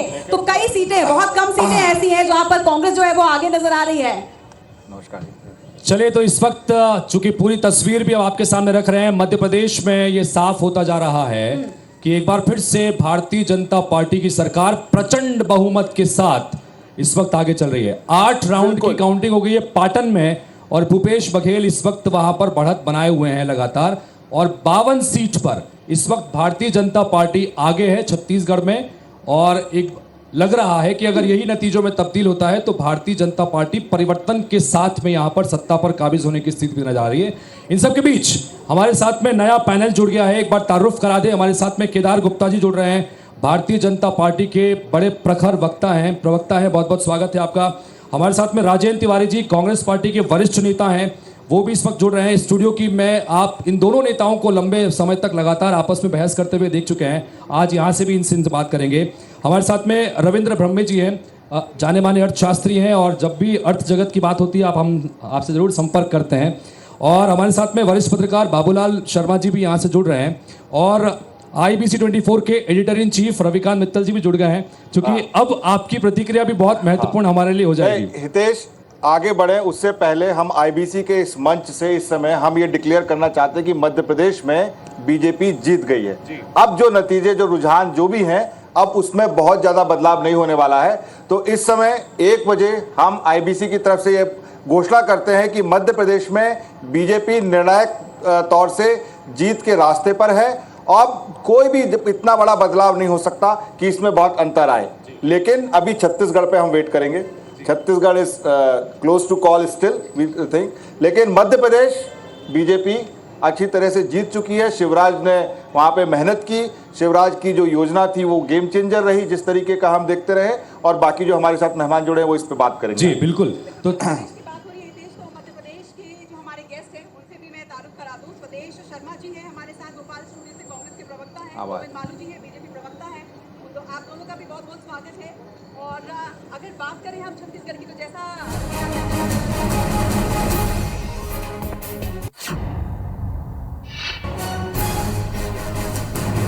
हाँ,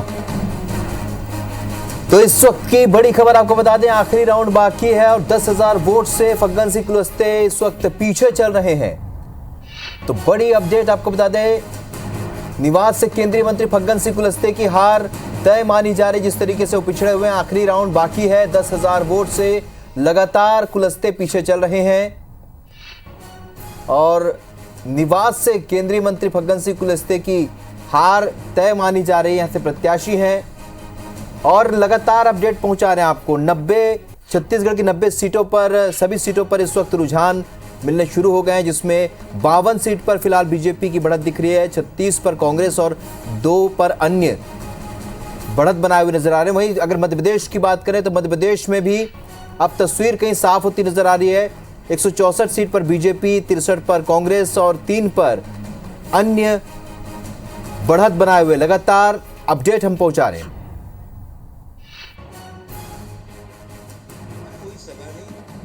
चलिए, तो लगातार अपडेट्स के बीच हम अपने पैनल से भी इंट्रोड्यूस करा दें छत्तीसगढ़ के गेस्ट के साथ ही हमारे साथ मध्य प्रदेश से भी गेस्ट जुड़ रहे हैं। स्वदेश शर्मा जी कांग्रेस के प्रवक्ता हैं, हमारे साथ भोपाल स्टूडियो से जुड़े हुए हैं। इसी तरह से हमारे साथ बीजेपी प्रवक्ता गोविंद मालू जी भी जुड़े हुए हैं। आप दोनों का भी बहुत बहुत स्वागत है। लेकिन जैसा रितेश जी हम बात कर रहे थे कि जो चलिए एक अपडेट आ रहा है बड़ा, पहले मैं वो दे दूं कि दीपक बैज पीसीसी चीफ 6000 वोटों से पीछे चल रहे हैं। लगातार जो रुझान आ रहे हैं, लगातार जो यहाँ पर रिजल्ट सामने आ रहे हैं, पहले ही राउंड से लगातार दीपक बैज पीछे हैं, एक बार भी उन्होंने बढ़त बनाई नहीं है। तो ये वाकई में एक बहुत बड़ा सेटबैक है कम से कम कांग्रेस के लिए। इसी तरह से मध्य प्रदेश का एक नतीजा भी स्क्रीन पर हम दिखा रहे थे। निवास से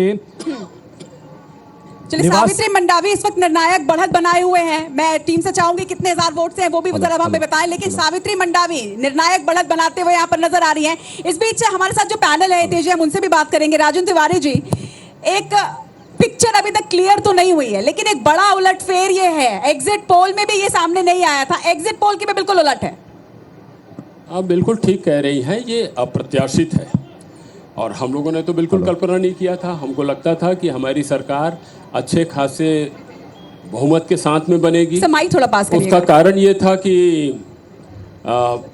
जो लोक कल्याणकारी नीतियों को लागू करने का काम कांग्रेस की सरकार ने किया वो बढ़ तो रही थी तेजी से, और 4 महीने पहले ऐसा लगता भी था कि हम वो जो जादुई आंकड़ा है हमारा उससे काफ़ी आगे रहेंगे, प्रचंड बहुमत से हमारी सरकार बनेगी। मगर 4 महीने में कुछ ऐसा उलट हुआ। हालांकि उसकी पृष्ठभूमि तो पिछले साल से बनानी चालू कर दिया था भारतीय जनता पार्टी ने। आप समय देंगे तो विस्तार से बताऊं या अब आपको बहुत सारे नहीं बोलिए ना, बोलिए। तो पिछले 1 साल से ज़्यादा समय से ईडी को यहाँ और इनकम टैक्स को जिस तरह से इन्वॉल्व किया था, उन्होंने अपने दायित्व का निर्वहन इस जिम्मेदारी के साथ किया था कि जो आदेश मिला था कि कांग्रेस की सरकार को बदनाम करो, उसमें बस अजय जी एक मिनट एक नतीजा आ गया है। एक बार रचना बता जी का नतीजा आ गए हैं, स्क्रीन पर दिखा रहे हैं हम। बिछिया से देखिए यहाँ पर नतीजे सामने आ गए हैं। नारायण की जीत हो चुकी है। तो IBC24 पर सबसे तेज नतीजे महाकौशल की ये सीट बिछिया, जिससे जीत आप देख रहे हैं, रिजल्ट सामने आ चुके हैं यहाँ पर के बिछिया से कांग्रेस के नारायण पट्टा की जीत हो चुकी है। तो एक बड़ी खबर यहाँ पर सामने आ रही है, कांग्रेस ने एक जीत यहाँ पर हासिल जरूर की है।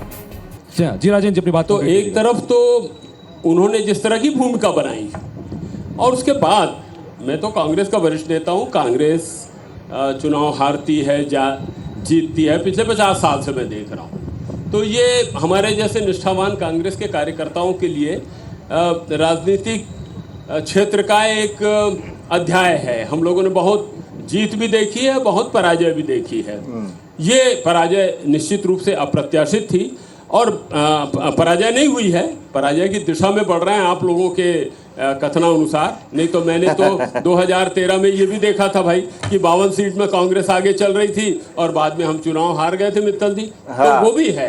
हाँ, मगर जो रुझान दिख रहा है उसमें ऐसा लगता है कि हम पीछे हैं।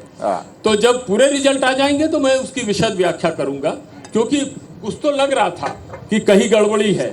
अब आपके चेयरमैन साहब बैठे हुए हैं, श्री सुरेश गोयल जी। जब आपके यहाँ मैं डिबेट में जाता था तो ये चाय पीने मुझको अपने कक्ष में आमंत्रित करते थे। हमारा इनका बड़ा पुराना प्रेम भाव है और बड़ी तकरार होती थी इनसे, बेहद बहसबाजी होती थी पारिवारिक और कमरे के भीतर। ये इस बात के लिए आमादा थे कि भारतीय जनता पार्टी की सरकार बनेगी और मैं इस बात को लेकर के हट करता था कि नहीं, भारी बहुमत के साथ में कांग्रेस की सरकार बनेगी। ठीक है, हम अपने चश्मे से देख रहे थे, ये मीडिया वाले हैं तो शायद इनके पास हमसे ज्यादा नहीं। मैं तिवारी जी इधर घुसूंगा बीच में। ये ड्राइंग रूम की जो चर्चा होती है ये हम अपने आईबीसी के मंच पर नहीं बोल सकते हैं। ये एक अपने अलग अलग विचार होते हैं। ये मीडिया की तरफ से आप उसमें मीडिया की तरफ से नहीं है, एक उनकी आपसी चर्चा है वो है। लेकिन जो हम अभी देख रहे हैं, अगर आपकी बात भी मानी लें तो सत्य होती नजर आ रही है। वो मुझे लगता है कि लगभग अब जितने भी 10 और 12 राउंड हो चुके हैं हर जगहों पर, लेकिन अभी भी 5 से 6 ऐसी सीटें हैं जो कहीं भी जा सकती हैं। इसलिए हम लोग बहुत निर्णायक तौर पर नहीं, बिल्कुल नहीं। 2013 में ऐसे ही हुआ था। हाँ, इसीलिए 52 सीट से बीजेपी कांग्रेस दिख रही थी और बाद में शनै वो फिर वही मैं कह रहा हूँ। इसलिए एक जिम्मेदार चैनल होने के लिए मगर मंत्रियों का पीछे रहना मेरे थोड़ा सा कान बहुत यस मैं यही आपसे जानना चाह रहा हूं। मेरे लिए वो ज्यादा प्रदेश कांग्रेस कमेटी के अध्यक्ष का पीछे रहना से बताया आपने अभी। लेकिन मध्य प्रदेश के कुछ खास तौर पर फिगर्स हमारे सामने आ गए, जैसे कि रवि जी ने कहा कि मध्य प्रदेश में यहाँ पर हम घोषणा कर चुके हैं कि यहाँ पर भारतीय जनता पार्टी की जीत हो गई है।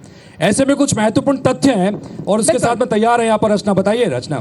बिल्कुल हितेश, जिस तरह से बीजेपी अब बिल्कुल वहां की पिक्चर साफ हो चुकी है कि वहां पर बीजेपी जीत रही है। एमपी बीजेपी ने किस तरह से क्या फैक्टर पर काम किया, किस तरह से काम किया, ये तमाम हम ग्राफिक्स के माध्यम से आपको समझा रहे हैं। देखिए, मध्य प्रदेश में बीजेपी ने सबसे पहले टिकट वाला दाव खेला। 39 प्रत्याशी पहले उतारे, 11 सीटों पर बीजेपी के प्रत्याशी इस वक्त हालांकि पीछे 28 सीटों पर बीजेपी प्रत्याशी इस वक्त की अगर हम बात करें तो आगे है। एमपी बीजेपी ने सबसे पहले 39 प्रत्याशियों की लिस्ट जारी की थी जिसमें 11 सीटों पर बीजेपी जीत रही है। चुनाव से पहले ही ये जो नाम है वो घोषित कर दिए गए थे। 28 सीटों पर बीजेपी प्रत्याशी इस वक्त आगे है। तो मध्य प्रदेश में पिक्चर जरूर क्लियर है, लेकिन इसके साथ ही छत्तीसगढ़ पर भी हम बात करेंगे। लेकिन फिलहाल मध्य प्रदेश की पिक्चर जो क्लियर हो चुकी है उसमें क्या एनालिटिक्स है वो आप ग्राफिक के माध्यम से आपकी टीवी स्क्रीन पर देख रहे हैं। छत्तीसगढ़ की अगर हम बात करें तो सबसे पहले 21 प्रत्याशियों की लिस्ट छत्तीसगढ़ में सामने आई। 11 सीटों पर कांग्रेस में चुनाव से पहले घोषित नाम कर दिया था। 21 प्रत्याशी जो है 21 प्रत्याशियों के लिए सबसे पहले जारी हुआ था। 10 सीटों पर बीजेपी प्रत्याशी इस वक्त आगे हैं, उनमें से 11 सीटों पर कांग्रेस बीजेपी से पिछड़ चुकी है। वही चुनाव से पहले नाम घोषित कर दिए गए थे। ये बहुत इंटरेस्टिंग है केदार जी। मैं आपको ये जानना चाहूंगा इसमें कि ये बीजेपी ने एक पहली बार जो कि ऐसा दांव खेला कि जो कैंडिडेट थे वो लगभग 2 महीने पहले उन्होंने चुनाव से घोषणा नहीं हुई थी, आचार संहिता नहीं लगी थी, लेकिन उसका ज्यादा फायदा आपको मध्य प्रदेश में हुआ। 39 में 28 वहां जीत रहे हैं, लेकिन यहाँ 21 में से केवल 10 ही आगे हो पाए उसमें से। तो क्या लगता है कि आपको ये आगे चुनावों में भी देखने को मिलेगा था कि ये जो प्रयोग था ये बस इसके बाद खत्म है? नहीं, देखिए, छत्तीसगढ़ की अगर मैं बात करूं तो यहाँ पर 71-72 सीट से भूपेश बघेल सरकार लगातार कुशासन कर रही थी। शासन हमने कभी नहीं कहा। और जो 20 सीटें हमने घोषित की थी वो हम कभी नहीं जीते थे।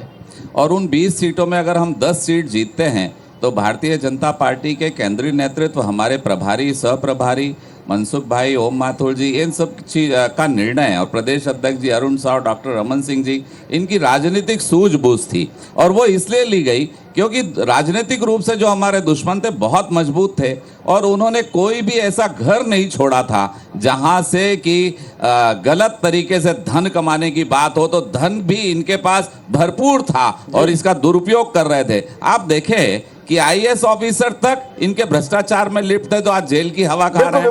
तो मैं एक लाइन कह रहा हूं, मतलब जो हमारा निर्णय लेने का कारण था कि पहले प्रत्याशी घोषित करें ताकि हमारे प्रत्याशी जनता तक जाकर ये भूपेश बघेल के कुशासन के बारे में बताएं और कहीं ना कहीं एक जीत का बड़ा कारण मैं इस रणनीति को कहूंगा, और ऐसी रणनीति समय समय पर बदल कर भारतीय जनता पार्टी कुछ और फैक्टर भी है।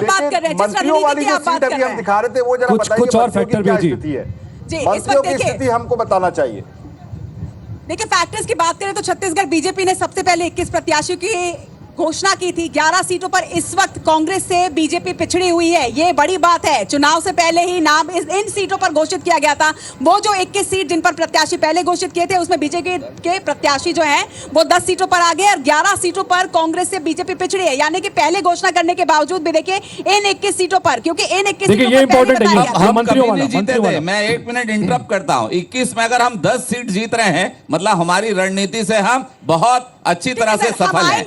फैक्टर्स बता रहे हैं कौन से 9 मंत्री पीछे इस वक्त, वो भी बता देते हैं। छत्तीसगढ़ के 9 मंत्री इस वक्त पीछे चल रहे हैं। मंत्री रविंद्र चौबे भी पीछे चल रहे हैं। मंत्री रविंद्र चौबे जो हारे नहीं थे वो पीछे चल रहे हैं। डिप्टी सीएम टीएस सिंहदेव, मंत्री ताम्रध्वज साहू, ये सभी भी कहीं ना कहीं पीछे चल रहे हैं। मंत्री अमरजीत भगत की बात करें, गुरु रुद्र कुमार की बात करें, कवर्धा से मोहम्मद अकबर की बात करें, शिव डहरिया की बात करें, ये तमाम सीटों पर देखिए किस तरह से मंत्री जो है पीछे चल रहे हैं। मंत्री जयसिंह अग्रवाल भी पीछे हैं। सबसे बड़ी बात देखिए, कवर्धा सीट जो हाई प्रोफाइल सीट मानी जा रही थी, उस कवर्धा सीट पर कहीं ना कहीं मोहम्मद अकबर जो है वो पीछे हैं, और वही सीट है जहां पर पिछली बार 59,000 के बहुत बड़े मार्जिन से मोहम्मद अकबर जीते थे। इस बार लेकिन वो पीछे हैं। बिल्कुल ये बाबूलाल शर्मा जी भी हैं, वरिष्ठ पत्रकार हैं, उनसे समझते हैं। बाबूलाल जी, ये जो तस्वीर बन के आई वो तो ठीक है, लेकिन ये तमाम दिग्गज जिस तरह से पीछे हैं और कई इतने पीछे हो चुके हैं कि अब वहां से जीत की तरफ बढ़ना मुश्किल है।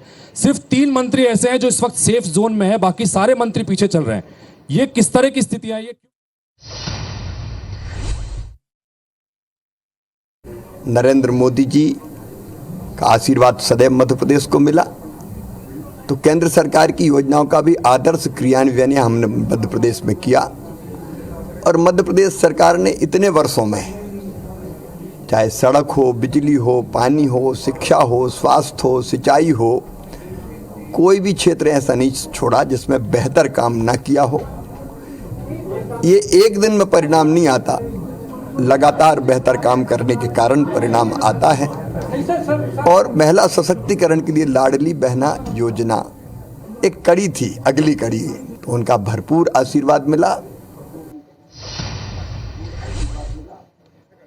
ठीक है, बाबूलाल जी अपनी बात रखिएगा, क्योंकि अब लगातार प्रतिक्रिया आ रही है और मुख्यमंत्री शिवराज सिंह चौहान कह रहे हैं कि बहुत सारे अलग अलग फैक्टर्स हैं जिसकी वजह से बीजेपी की स्थिति बनी। आप अब बात करें तो चूंकि मंत्रियों की स्थितियों को लेकर मैं कह रहा था कि सरकार ने जो काम थोड़ा माइक पास में रखिएगा। प्रचार भी बहुत ज्यादा उन्होंने किया, और भूपेश है तो भरोसा है का प्रचार भी हुआ, काफी योजनाबद्ध तरीके से हुआ, लेकिन जनता पर उसका प्रभाव क्यों नहीं पड़ पाया? जो मेरी समझ में आ रहा है वो ये है कि भले ही एक मंच पे टीएस बाबा, चरणदास महंत, ताम्रध्वज साहू, भूपेश बघेल दिखे हों, लेकिन जनता को ये विश्वास नहीं हुआ कि ये सब एक है।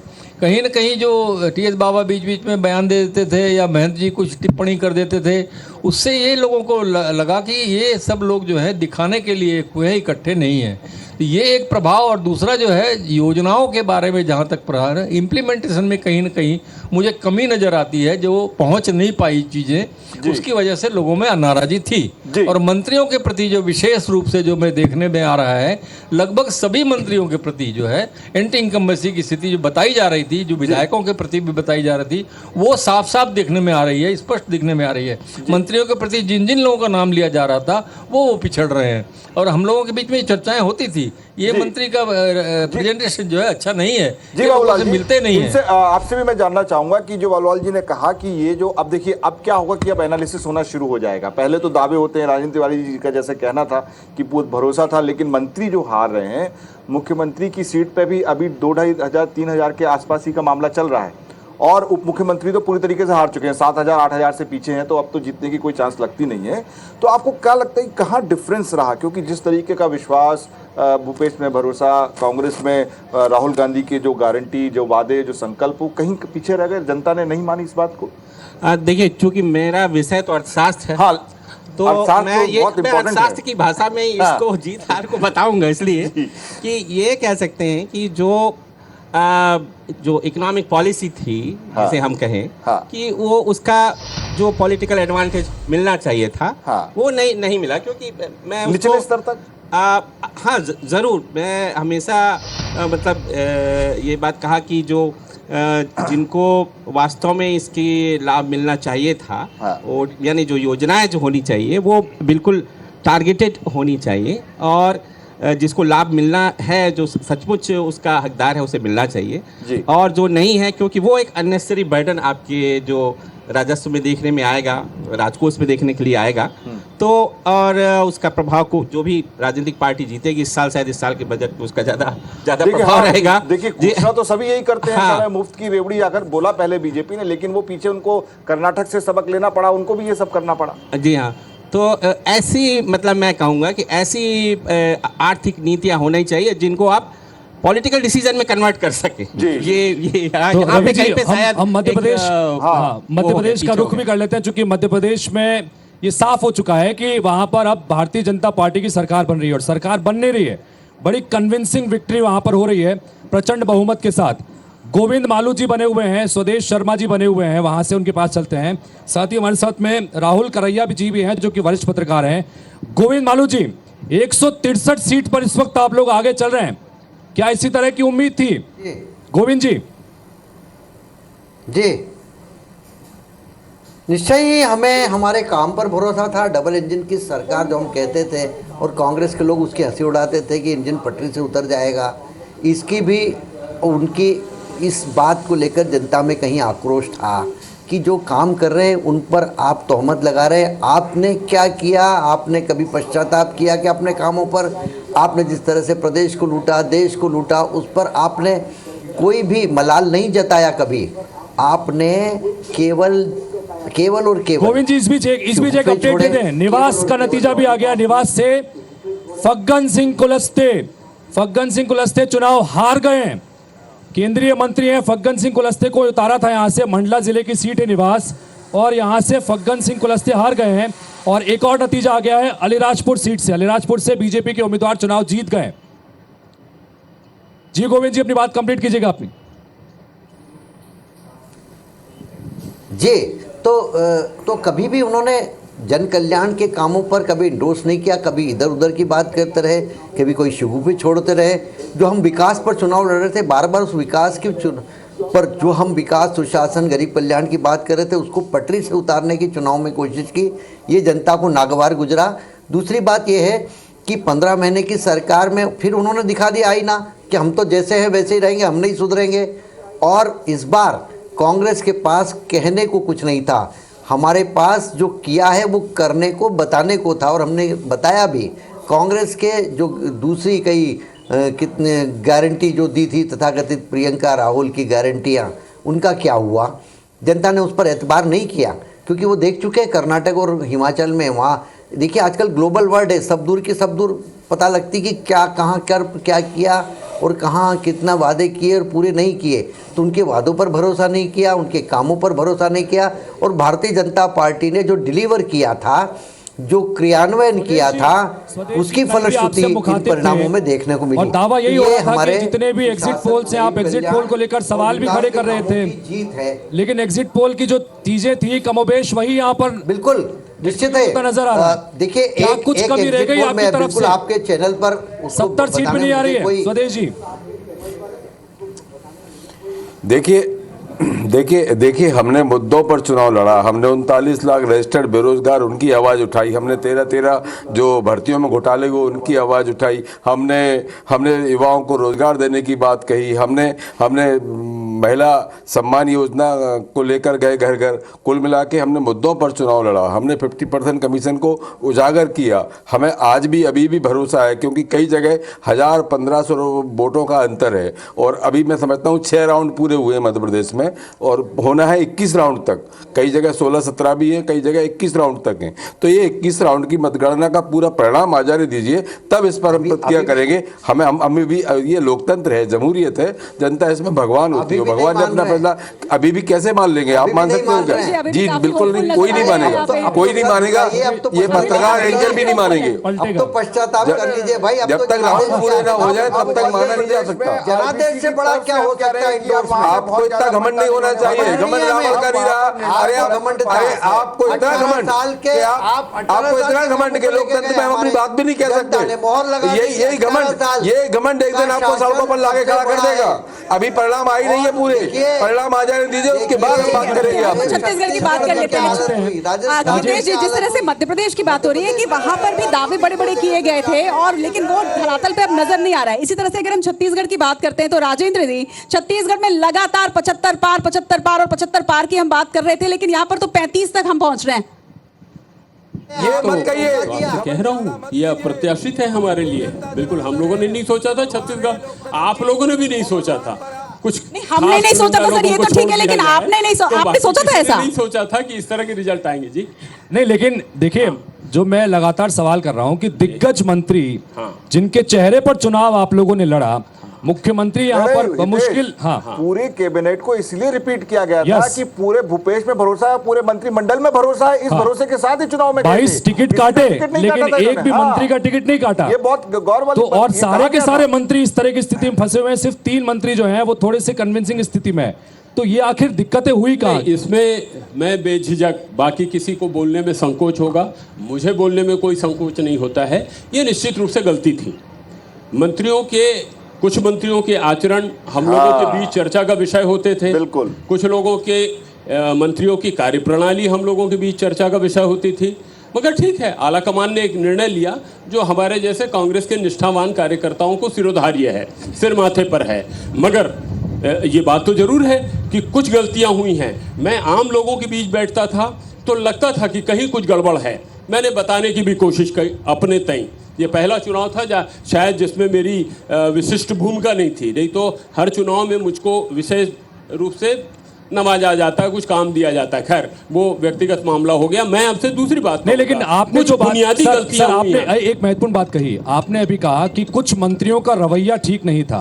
आप बहुत वरिष्ठ नेता हैं, संगठन में आपकी पकड़ है। क्या आपको नहीं लगता कि इस तरह का मैसेज पहले गया होगा या आप लोगों से राय मशवरा नहीं किया गया? नहीं, मैं तो हमारी जो आदरणीय शैलजा जी हैं बहुत मेहनत कर रही थी, मैं उनका बड़ा सम्मान करता हूं और वो यहाँ आकर के स्थिति को संतुलित करने का और सामंजस्य बनाने का बड़ा अच्छा काम किया उन्होंने। इस पूरे दौर में मैं उनकी प्रशंसा करूंगा। उनकी जानकारी में जरूर डालता था ये यहाँ ये गलती हो रही, यहाँ ये गलती हो रही है, ये सुधारने की आवश्यकता है। हमसे कुछ बुनियादी गलतियां हुई और भारतीय जनता पार्टी ने जिन मुद्दों को लेकर के इस चुनाव को लड़ा है, निश्चित रूप से वो हम लोगों को भी समझ में आ रहा था। जैसे आखिरी समय में उन्होंने महतारी वदन वाला चालू किया और हम अपनी घोषणा करने में देर कर गए। हालांकि वो एक मुद्दा है, मगर इसके अलावा भी लोगों की थोड़ी थोड़ी नाराजगी रही और वो दिखाई देती थी कहीं कहीं उद्योगपतियों के बीच में, व्यापारियों के बीच में, सामान्य वर्ग के लोगों के बीच में, और कहीं कहीं पर वो हम लोगों को नाराजगी जब व्यक्तिगत चर्चा होती थी तो समझ में आती थी। और मेरा जो काम था, मेरे जैसे कार्यकर्ता का, मैं अपनी बात नहीं करता हूँ, मेरे जैसे हजारों कार्यकर्ता हैं जो कांग्रेस के प्रति मनसा वाचा कर्मणा समर्पित है, वो समय समय पर अपने नेता को जानकारी देते रहते थे और शैलजा जी उन बातों को सुनती भी थी। मगर समय कम रह गया था और भारतीय जनता पार्टी का जो प्रचार था। एक प्रतिक्रिया मैं आपसे जरूर चाहूंगा। अभी कुछ देर पहले आचार्य प्रमोद कृष्णम जुड़े थे, उन्होंने एक महत्वपूर्ण बात कही कि जातिगत जो राजनीति की बात यहाँ पर कांग्रेस पार्टी ने कही है, जातिगत जनगणना की बात कही और सनातन का विरोध किया, ये भारी पड़ा, उन्होंने स्वीकार किया। इसको किस तरह देखते हैं सर? देखिए, इसमें मैं प्रमोद कृष्णन एक तो बहुत समय से बागी चल रहे हैं, ये बात सही है, लेकिन वो जो बात कर रहे हैं वो लगातार बहुत मुद्दे वाली बातें वो कर रहे हैं। ये जो इस चीज का जो जातिगत जनगणना की बात, राजेंद्र तिवारी जी यहाँ बैठे हुए हैं और केदार जी से भी मैं ये पूछूंगा कि ये जो जातिगत जनगणना वाली जो बात कांग्रेस लगातार कह रही है, ये क्या आज के जमाने में जब इतनी अलग चीज है, लोग एंटरप्रेन्योरशिप की बात करते हैं, लोग बराबरी की बात करते हैं, इस चीज को हर मंच से बार बार घोषणा करना, ये मुझे लगता है उल्टा पड़ गया। 3 राज्यों में आप लोग हार रहे हो, 3 राज्यों में। नहीं, वो तो ठीक है, ये एक प्रकार की जानकारी भी मिलती है कि हम जो कदम उठाने जा रहे हैं, जनता का उसके प्रति क्या रिएक्शन है, क्या प्रतिक्रिया है। मैं छत्तीसगढ़ के परिप्रेक्ष्य में बोलना चाहूंगा मित्तल जी, छत्तीसगढ़ की जनता कभी भी जातिवाद को पसंद नहीं करती। हमारे यहाँ गंभीर गलती हुई थी 2003 के चुनाव में। यहाँ बैठे हैं कुछ प्रबुद्ध लोग भी, वो भी मेरी इस बात को जानेंगे। उस अकेले मुद्दे के कारण हम लोग चुनाव हारे थे। नहीं तो कार्य बहुत अच्छा किया था कांग्रेस की तात्कालीन सरकार ने, अभी भी सरकार ने बहुत अच्छा काम किया मेरे दृष्टिकोण से। मगर एक दो मुद्दे हमने ऐसे उछाला, आप जिनके हितों के लिए बोल रहे हैं उन पर तो असर नहीं हो रहा है, मगर जिनको लगता है कि ये तो हमारे खिलाफ जाएगा, उनका रिएक्शन, और वो प्रभावशाली लोग हैं, वो तो जहां बैठते हैं तो 150 लोगों के बीच में प्रभाव डालते हैं, तो वो भारी पड़ा है कांग्रेस को, ऐसा मेरा। केदार जी ये बात बताइए, क्योंकि कल मोदी जी एक भाषण में कह रहे थे कि उनके लिए जो 4 जाति हैं वो युवा है, महिला है, गरीब है, लेकिन जो राहुल गांधी उस तरफ से कहते हैं कि हमें जाति जनगणना करनी चाहिए, जातियों को जितनी उनकी संख्या उतनी उनको जिम्मेदारी या उनको उतना अधिकार मिलना चाहिए। क्या आपको लगता है कि ये फार्मूला जो लोकसभा तक वो ले जाना चाहते थे वो अब चलने वाला नहीं है? बिल्कुल नहीं चलने वाला है, और मैं बड़ी जिम्मेदारी के साथ भारतीय जनता पार्टी के यशस्वी नेता, देश के प्रधानमंत्री जी ने कहा कि मैं 4 जाति को मानता हूं, मैं भी उसी का पूरा समर्थन करता हूं, क्योंकि देश में मानव समाज और विश्व में मानव समाज है। राजनीति के क्षेत्र में काम करने वाले लोगों को उस मानव समाज की चिंता करनी है, ना कि जाति की चिंता करनी है। और कांग्रेस तो मध्य प्रदेश की अब तक की बड़ी बातें आपको बताते हैं। पहली बात तो यह कि अब तक एमपी की 4 सीटों पर नतीजे सामने आ चुके हैं। निवास से केंद्रीय मंत्री फग्गन सिंह कुलस्ते हार गए हैं, और बड़ी बातों में अलीराजपुर में बीजेपी ने जीत हासिल की है। वहीं बिछिया में कांग्रेस और काला पीपल में बीजेपी की जीत हुई है। दमोह की बात करें तो दमोह की चारों विधानसभा में बीजेपी आगे है। और मध्य प्रदेश की अब तक की सभी महत्वपूर्ण बातें आपको बता रहे हैं। अब तक एमपी की 4 सीटों पर नतीजे सामने आ चुके हैं, और आईबीसी 24 पर सबसे पहले नतीजे हम आपको लगातार दिखा रहे हैं। अलीराजपुर में बीजेपी ने जीत हासिल की है, वहीं बिछिया में कांग्रेस और काला पीपल में बीजेपी की जीत हुई है। दमोह की बात करें तो चारों विधानसभा में बीजेपी आगे। अब छत्तीसगढ़ की अब तक की बड़ी बातें आपको बताते हैं, तो छत्तीसगढ़ में बड़ा उलटफेर हुआ है। बीजेपी को स्पष्ट बहुमत मिली है। डिप्टी सीएम टीएस सिंहदेव समेत कई मंत्री पीछे हैं। वहीं कोटा में 15वें राउंड में मंत्री कवासी लखमा आगे हो गए, और छत्तीसगढ़ के सभी 5 संभागों में बीजेपी को बढ़त मिली है, और रायपुर की सभी 7 सीटों पर बीजेपी इस वक्त आगे चल रही है। तो ये इस वक्त के बड़े अपडेट हमने आपको दिए हैं। छत्तीसगढ़ में एक बड़ा उलटफेर दिखाई पड़ रहा है। कई ऐसी सीटें हैं, जानकारी के मुताबिक 1.5 दर्जन ऐसी सीट्स हैं जिन पर निर्णायक बढ़त की तरफ भारतीय जनता पार्टी अब दिखाई पड़ रही है। वहां पर राउंड्स की संख्या को देखते हुए किसी भी बड़े उलटफेर की गुंजाइश कम होती जा रही है, और ये भारतीय जनता पार्टी के पक्ष में जाता दिख रहा है। केदार जी, आपने कहा जातिगत जनगणना का मुद्दा या जातिगत राजनीति जो दल करता है उसे खारिज किया जाता है। आपकी बात का आधार यहां भारतीय जनता पार्टी या मध्य प्रदेश में बीजेपी की जीत का आधार बनी है महिला वोटर्स का आपके प्रति सपोर्ट। यह भी कहा जा रहा है शुरू से कि अब की बार घोषणा पत्रों की घोषणाओं ने लीड किया है, ना कि किसी ऐसे वैचारिक मुद्दे ने। देखिए, मेरा मानना है कि 5-6 काम जो कांग्रेस पार्टी की भूपेश सरकार कर रही थी, इससे जनता लगातार आक्रोशित थी, और उस आक्रोश को ये समझ नहीं पाए। हम लोग लगातार डिबेट में ये बात उठाते थे कि अपराध बढ़ रहा है, चाकूपुर हो गया है। आप देखें, महिलाओं और बच्चियों के साथ जो अनाचार और बलात्कार, रायपुर के अतिरिक्त पुलिस अधीक्षक के कार्यालय के नीचे 2 दिन तक एक बच्ची के साथ बलात्कार होता है, कोई मंत्री बयान नहीं देता है, कहीं कोई बात नहीं होती। नया रायपुर में 2 बहनों के साथ 10 लोग बलात्कार करते हैं। शिक्षिका दिवस के दिन शिक्षिका के साथ बलात्कार होता है।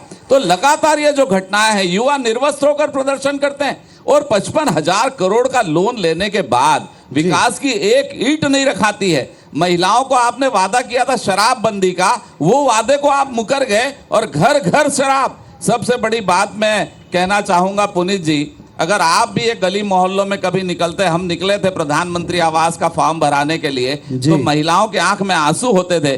क्या वो कहती थी छत्तीसगढ़िया में, बेटा काय करबो, ये हमर टूरा है, ये 12-15 साल के है, वो यहाँ पर ये दवा मिलते, सूखा नशा मिलते, तेला करत है, वो सिरप पी लेते, ऐसे हाथ गोड़े कर अकड़ गए, कैसे ठीक हुई, आंख से आंसू निकल जाता था। ठीक है, शराबबंदी और नशे पर हम आते हैं। 1 मिनट आपसे 1-2 लाइन और कहना चाहता हूँ पुनीत जी, इन सब चीजों का फैक्टर था। और इसके साथ मोदी जी की गारंटी थी, जिन्होंने किसान भाइयों के लिए जो धान खरीदने की घोषणा की 21 क्विंटल 3100 रुपए में, उसके साथ 2 साल का बोनस एक साथ देने की बात की। प्रधानमंत्री आवास, हम पहली बैठक हमारी जो होगी, मुख्यमंत्री जी जब पहली बार ऑफिस जाएंगे तो 18 लाख छत्तीसगढ़िया गरीब परिवारों को वो मकान उपलब्ध कराएंगे जो भूपेश बघेल ने उनसे छीन लिया था। जी, आपकी ये बात सारी पर बातें थी एक पॉइंट जो में हमको बाबूलाल जी जीत से की ओर ले गई। मैं बाबूलाल जी से पूछता हूं। बाबूलाल जी, इतना लंबा आपका तजुर्बा अध्ययन है, अब की बार ये जातिगत जनगणना का मुद्दा जो कांग्रेस ने उठाया, ये भारी पड़ा, या सरकार के प्रति नाराजगी, जैसा केदार जी कह रहे हैं, अपराध का बढ़ता ग्राफ, या वो घोषणाएं जिनका जिक्र हमने बार बार देखा किया और हमको लगा ये बड़ा फैक्टर है? माइक सारी बातों ने माइक थोड़ा पास कर लीजिए। महत्वपूर्ण भूमिका अदा की है। जातिगत जनगणना वाली बात जो है, कुछ लोगों को रास आई, कुछ लोगों को नहीं आई, लेकिन ज़्यादातर लोगों को रास नहीं आई, क्योंकि लोगों को लगता था कि जातिगत जनगणना होने से आपस में जो है एक फूट की स्थिति बनेगी, लोगों में भेद पैदा होगा और लोग अपने अपने ग्रुप बनाने की तरफ चल पड़ेंगे। ये एक बहुत बड़ा फैक्टर ज़रूर रहा है। मैं जहाँ तक समझ पाया हूँ अभी तक, जो इस हार का कारण जो बन रहा है, मुझे लगता है कि भूपेश पर भरोसा की बात जो चला रहे थे और काफ़ी तेज़ी से वो बात आगे बढ़ रही थी, प्रचारित हो रही थी, उसको बदलकर कांग्रेस पर भरोसा का जो तगमा लगाया गया, उसमें जनता कुछ कंफ्यूज हो गई कि जिनको भूपेश पर भरोसा था वो कांग्रेस पर भरोसा वाली बात ले आए, तो वहाँ कन्फ्यूज़न पैदा हुआ। दूसरी चीज़ जो है, इस बार मैं पहली बार देख रहा हूँ छत्तीसगढ़ में हिंदुत्व का कार्ड चला है। ईश्वर साहू जहाँ खड़े हुए हैं, रविंद्र चौबे को मात दे रहे हैं, विजय शर्मा जी को खड़ा किया, वहाँ भी हिंदुत्व का कार्ड चल रहा है। और नए नए प्रयोग, रामकुमार टोप्पो जो एक सिपाही था, उसको रिजाइन करवा करके जो लड़ा दिया, तो ये जो शोध था, ये भारतीय जनता पार्टी के आंतरिक शोध जो था, कहाँ से उन्होंने इस चीज़ को समझ लिया कि ये सिपाही भी जीत सकता है, ये बहुत महत्वपूर्ण है। और तीसरी चीज़ जो मैं महसूस कर रहा हूँ, आवास के मामले में जो है कांग्रेस कहीं पिछड़ गई। आवास के मामले में उन्होंने सही निर्णय लेने से जो है थोड़ा सा देरी कर दी, चूक कर दी। उस चूक का भी जो है नुकसान कांग्रेस पार्टी को हुआ है। ये कुल मिलाकर के जो ऑरा बना है, उसकी वजह से अब इसका आकलन तो लगातार हम दिन के और बाकी हिस्से में करते रहेंगे, लेकिन इस वक्त मध्य प्रदेश का रुख करते हैं, जहां इतना प्रचंड तरीके से भारतीय जनता पार्टी का ग्राफ ऊपर गया, जिसकी कल्पना, जिसकी तुलना इस प्रदेश में रहने वाली आधी आबादी ने महसूस किया कि मध्य प्रदेश में भारतीय जनता पार्टी की सरकार सही अर्थों में बहनों का कल्याण करने वाली सरकार है। अपने लाडले भैया को बधाई देने के लिए सारी लाडली बहन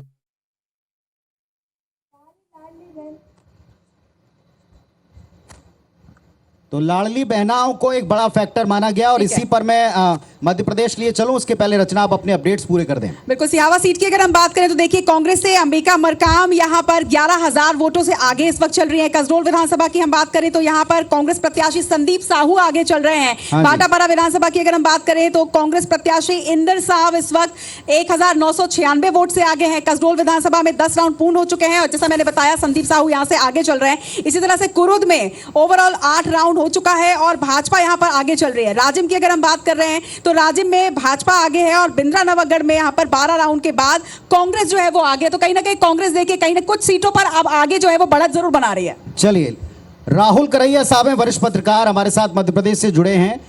जिस तरह की प्रचंड लहर दिखाई पड़ रही भारतीय जनता पार्टी की, अब इसका क्रेडिट किसे जाए?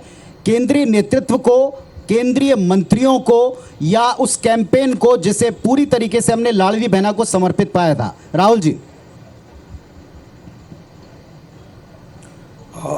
देखिए, मुझे लगता है कि जिस तरीके का माहौल और जिस तरीके की रणनीति और तैयारी के साथ केंद्र सरकार ने इस चुनाव को बहुत सीरियसली लेते हुए काम किया है, चाहे वो बूथ मैनेजमेंट को देखें हम उनके, और सबसे बड़ी बात यह है कि एकदम बड़े चेहरों को एकदम सामने लाना, तो ये सारा मैनेजमेंट जो है बहुत ही प्लानिंग के साथ, पूरी गंभीरता के साथ इस चुनाव को लड़ा है केंद्र सरकार ने, जबकि यहाँ पे मुख्यमंत्री का चेहरा भी नहीं था।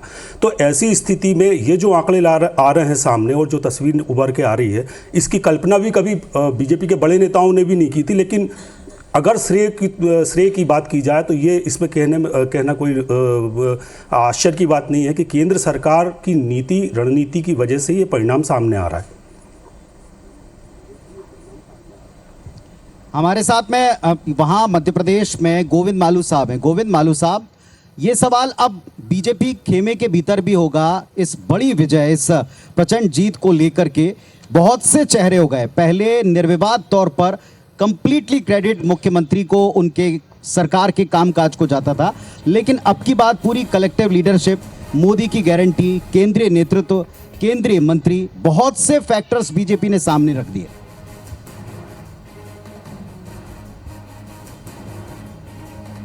और ये अपडेट आपको दे दूं मालू साहब और तमाम दर्शकों को, मध्य प्रदेश छत्तीसगढ़ के भारतीय जनता पार्टी के रुझानों पर प्रधानमंत्री का पहला रिएक्शन आ गया है। प्रधानमंत्री ने मुख्यमंत्री शिवराज सिंह चौहान को बधाई दी है। मुख्यमंत्री शिवराज सिंह चौहान बधाई के पात्र हैं। मध्य प्रदेश के रुझानों से केंद्रीय नेतृत्व और स्वयं प्रधानमंत्री भी इस वक्त उत्साहित हैं। शिवराज को फोन करके उन्होंने बधाई दी है। प्रचंड बहुमत रुझानों में जो दिखाई पड़ रहा है, इसको लेकर शुभकामनाएं दी। मालू साहब, क्रेडिट किसका? मुख्यमंत्री का, प्रधानमंत्री का? आपको मेरी बात का जवाब मिल गया होगा, आपने दे दिया। रिएक्शन और आ रहा है मुख्यमंत्री का, सुनवा रहे हैं। आता हूं आपके पास। अभी मुख्यमंत्री जी का एक रिएक्शन हम देख रहे हैं स्क्रीन पर। जी मालू साहब, जवाब तो मिल गया, लेकिन कुछ सवाल भी हैं। क्रेडिट अब किस तरीके से और किस चेहरे पर? देखिए, भारतीय जनता पार्टी का तो संगठन को और संगठन की शक्ति, कार्यकर्ताओं के परिश्रम को हर नेता उसी को श्रेय देता है, उसी को नमन करता है। और कार्यकर्ताओं के परिश्रम के बलबूते पर, हम कार्यकर्ता आधारित संगठन है और सभी कार्यकर्ता हैं, चाहे बड़े नेता हों चाहे छोटे नेता हों। कोई अपने आप को मालिक नहीं कहता है पार्टी का। मालिक तो ये कांग्रेस के लोग कहते हैं, पार्टनरशिप फर्म बनाकर चलते हैं, या फ्रेंचाइजी ली थी कमलनाथ जी ने, वो लोग करते हैं। भारतीय जनता पार्टी कार्यकर्ता आधारित संगठन है, लोकतांत्रिक संगठन है। उसमें सब लोग, गैलेक्सी ऑफ लीडर्स है हमारे पास, सितारा जड़ित हमारे नेता हैं, जिनका जनाधार है, जिनको जन आकांक्षाओं पर वो खरे उतरे हैं। इन सब बातों को लेकर हम डबल इंजन की सरकार, जब हमने डबल इंजन की सरकार की बात की तो इन्होंने कहा ये इंजन पटरी से उतर जाएगा। जनता ने ये कह दिया कि नहीं भाई, पटरी से हम नहीं उतरने देंगे इसको, ये पटरी पे आएगा, पटरी पे रहेगा और तेज दौड़ेगा। और यही वर्डिक्ट हमको न केवल मध्य प्रदेश में, एक और बड़ा अपडेट रचना, बिल्कुल बड़ा अपडेट सामने आ रहा है। आईबीसी 24 पर सबसे पहले आपको छत्तीसगढ़ में जीत की खबर दिखा रहे हैं। आईबीसी 24 पर सबसे पहले ये नतीजे सामने आए। छत्तीसगढ़ का पहला नतीजा यहाँ पर सामने आ गया है। लुंड्रा से बीजेपी ने जीत हासिल कर ली है। बीजेपी के प्रबोध मिंज जीते हैं। लुंड्रा से बीजेपी के प्रत्याशी प्रबोध मिंज इस वक्त जीत हासिल कर चुके हैं। तो छत्तीसगढ़ में पहली जीत सामने आई और ये पहली जीत बीजेपी की। पुनीत जी, तो लुंड्रा से भारतीय जनता पार्टी ने जीत के साथ खाता खोला है। रुझानों में बीजेपी आगे चल रही थी, लेकिन अब जीत का जो पहला समाचार मिला, पहली जो सूचना मिली, ये भारतीय जनता पार्टी के पक्ष में है। तो यहाँ भारतीय जनता पार्टी उत्साहित है। यहाँ भी दोनों पक्षों के नेताओं से लगातार हम चर्चा कर रहे हैं। यहाँ राजेंद्र तिवारी साहब मौजूद हैं। राजेंद्र तिवारी साहब, छत्तीसगढ़ में इस तरह के नतीजों के बारे में भारतीय जनता पार्टी ने क्या ऐसा कैलकुलेशन लगाया जिसके आगे हम कह सकते हैं कि कांग्रेस की रणनीति थोड़ी पीछे दिखी? दो बात थी। जैसा कि मैंने कहा कि ये जाति की राजनीति यहाँ बिल्कुल नहीं चलती है छत्तीसगढ़ में। मैं अभी शर्मा जी ने जो कहा, पत्रकार, वरिष्ठ पत्रकार है, उनकी बात से सहमत हूँ कि भारतीय जनता पार्टी ने जो यहाँ पर सांप्रदायिकता का खेल खेला या जिस तरह से बीरनपुर की घटना को प्रसारित किया, आप देखिए आसपास के पूरे दुर्ग जिले में, कवर्धा जिले में, बेमेतरा में बुरी तरह से उस घटना ने प्रभाव डाला। हम उसकी गंभीरता को नहीं समझ पाए, मुझको ऐसा लगता है। और मंत्रियों का पीछे रहना कांग्रेस के लोगों के लिए थोड़ा विचारणीय है कि ऐसी क्या बात हुई जिसके कारण मंत्री पीछे हैं। मेरा स्पष्ट मानना है कि छत्तीसगढ़ की जनता कांग्रेस के प्रति, भारतीय जनता, एक बड़ा तबका है 33-34। हमने जो जनता की कल्याण के और विकास के, जनता का आशीर्वाद उनको मिलेगा। कई बार ऐसा मौका था, आप भी भावुक हुए, जनता भी भावुक हुई और आज उस जीत ने एक बार फिर भावुक कर दिया। देखिए, मध्य प्रदेश हमारा परिवार है, जनता और मैं एक मेक हूँ, मैं उनका सेवक हूँ। अब आगे की क्या योजना है? जो कहा है वो पूरा करेंगे। बिल्कुल, जो कहा है वो पूरा करेंगे। और लाडली बहनों का जो विश्वास है, उसने इस जीत का जो सहरा है वो बीजेपी के सिर बांधा है। कैमरामैन अजय मालवीय के साथ IBC 24 से हरप्रीत कौर, रीन। भोपाल में एक्सक्लूसिवली बातचीत कर रही थी मुख्यमंत्री शिवराज सिंह चौहान से। यहाँ अभी हमने पुनीत जी, बातचीत ये तो बात हुई मध्य प्रदेश की, लेकिन अगर पीछे आप आवाज सुन पा रहे होंगे तो आतिशबाजी हो रही है और बिल्कुल ढोल नगाड़े भी बज रहे हैं। केदार जी, ये जो ढोल नगाड़े और ये जो आतिशबाजी है, ये बीजेपी के खेमे की है। पहली जीत आप लोगों की हो चुकी है। देखिए, जो पहले हमारे प्रत्याशी जीते हैं प्रबोध मिंज, जब उनको टिकट दिया गया था तो ये कांग्रेस के नेता कहते थे ये तो ईसाइयों से नफरत करते हैं और फिर ईसाई को टिकट दे दिया। ये बात का प्रमाण है कि भारतीय जनता पार्टी कभी तुष्टीकरण नहीं करती, किसी जात किसी समाज से कभी नफरत नहीं करती, परंतु अगर कोई जात समाज किसी धर्म पर आक्रमण करता है, जबरदस्ती धर्मांतरण करता है तो उसका विरोध करती है। और आज वही प्रबोध मिंज जी स्पष्ट और भारी बहुमतों से जीतकर सामने आ रहे हैं। तो कांग्रेस पार्टी की जो सोच है वो तुष्टीकरण की है और भारतीय जनता पार्टी की सोच है। नतमस्तक होकर मैं उनको धन्यवाद अर्पित करना चाहता हूं कि जो प्रचंड बहुमत भारतीय जनता पार्टी के पक्ष में उन्होंने दिया है, हम लोग नतमस्तक हैं और विश्वास दिलाते हैं कि संकल्प के साथ विकास और प्रगति के रास्ते पर हम मध्य प्रदेश को ले जाएंगे। मैं इस जीत के श्रेय के लिए प्रधानमंत्री नरेंद्र मोदी जी को झुककर प्रणाम करता हूं। उनके नेतृत्व में ये जीत संभव हो पाया है। गृह मंत्री अमित शाह जी और जेपी नड्डा जी के मार्गदर्शन और हौसला अफजाई में ये जीत संभव हो पाया है। और प्रदेश में हमारे यशस्वी मुख्यमंत्री शिवराज सिंह चौहान जी और बी डी शर्मा जी के नेतृत्व में ये जीत संभव हो पाई है। और भारतीय जनता पार्टी का एक एक कार्यकर्ता जिन्होंने एक सोच के साथ अब इस बार हमको जीत हासिल ही करनी है, अब नहीं तो कभी नहीं, उन सभी को मैं नतमस्तक होकर प्रणाम करता हूँ। लाडली बहनों का कितना योगदान है? बहुत बड़ा योगदान है। शिवराज सिंह चौहान जी की योजना ने बिल्कुल कमाल करके दिखाया है, इसमें कोई दो राय नहीं। आपको नहीं लगता? बिल्कुल लगता है। कांग्रेस ने भी बहुत आरोप आप पर लगाए हैं, क्या कहना है उन आरोपों पर? अब आप मैं कांग्रेस के सारी गालियों को, सारे आरोपों को, सारी बद्दुआ को मैंने अपने छाती पे लिया, लेकिन मैंने कोई जवाब नहीं दिया। आज मध्य प्रदेश की जनता ने एक एक कांग्रेस के नेता, चाहे वो दिग्विजय सिंह जी हों, कमलनाथ जी हों, सभी को अपना जवाब उनको दे दिया है। और मैं केवल एक चीज कहना चाहता हूं कि जो नेता ने मेरे कद की बात की, उनको ग्वालियर चंबल संभाग ने और संपूर्ण मध्य प्रदेश ने उनको अपना कद दिखा दिया। सीएम फेस पर कुछ कहना चाहेंगे? इसका श्रेय किसको देंगे? बिल्कुल, यहाँ पर आप सुन सकते हैं कि उन्होंने बिल्कुल साफ कर दिया है कि जनता ने यहाँ पर कांग्रेस को जवाब दिया है। कितने खूबसूरती से ना सिर्फ आभार व्यक्त कर दिया, लेकिन सीएम फेस की जब बात हो रही थी तो सीएम फेस की बात को निकाल दिया। ग्वालियर चंबल संभाग का भी जिक्र कर दिया और जिन नेता ने कद दिखाने की कोशिश की उनको उनका जवाब मिल गया होगा, ये भी कहा। स्वदेश शर्मा साहब, भारतीय जनता पार्टी ने बार बार ऐसा कहा था कि ज्योतिरादित्य सिंधिया के खाते में ही उस जीत का श्रेय जाना चाहिए था, कांग्रेस ने दिया नहीं, इसी वजह से आपकी सरकार गिर गई थी। और अब भी नतीजे उसी पक्ष में आए जहां ये करिश्माई नेता हैं, ये कई लोगों ने कहा था। और वर्तमान में रिएक्शन आपने सुनी लिया उनका। माननीय सिंधिया जी कुछ भी कहते रहे, लेकिन इनकी माननीय सिंधिया जी कुछ भी कहते रहे, लेकिन उनकी खुद की विधानसभा जिसमें इनका महल है, जहां के वो वोटर हैं, वहां वोट डालकर आए हैं। अगर वो विधानसभा जिता दे सिंधिया जी तो मैं मान जाऊं, मैं राजनीति छोड़ दूंगा। वो सीट भी नहीं जीतेंगी, इनकी मामी जी चुनाव हारेंगी। राज्यसभा में जादू अगर होता तो ग्वालियर चंबल संभाग में आप देखना, अभी परिणाम आने दीजिए, ग्वालियर चंबल संभाग माननीय सिंधिया जी को जरूर जवाब देगा। जी चलिए, जवाब देगा मालू साहब। इस पर आप कोई जवाब देंगे फिलहाल? ज्योतिरादित्य सिंधिया जी ने कहा कांग्रेस की सारी गालियां, सारी बातें मैंने अपने सीने पर ली।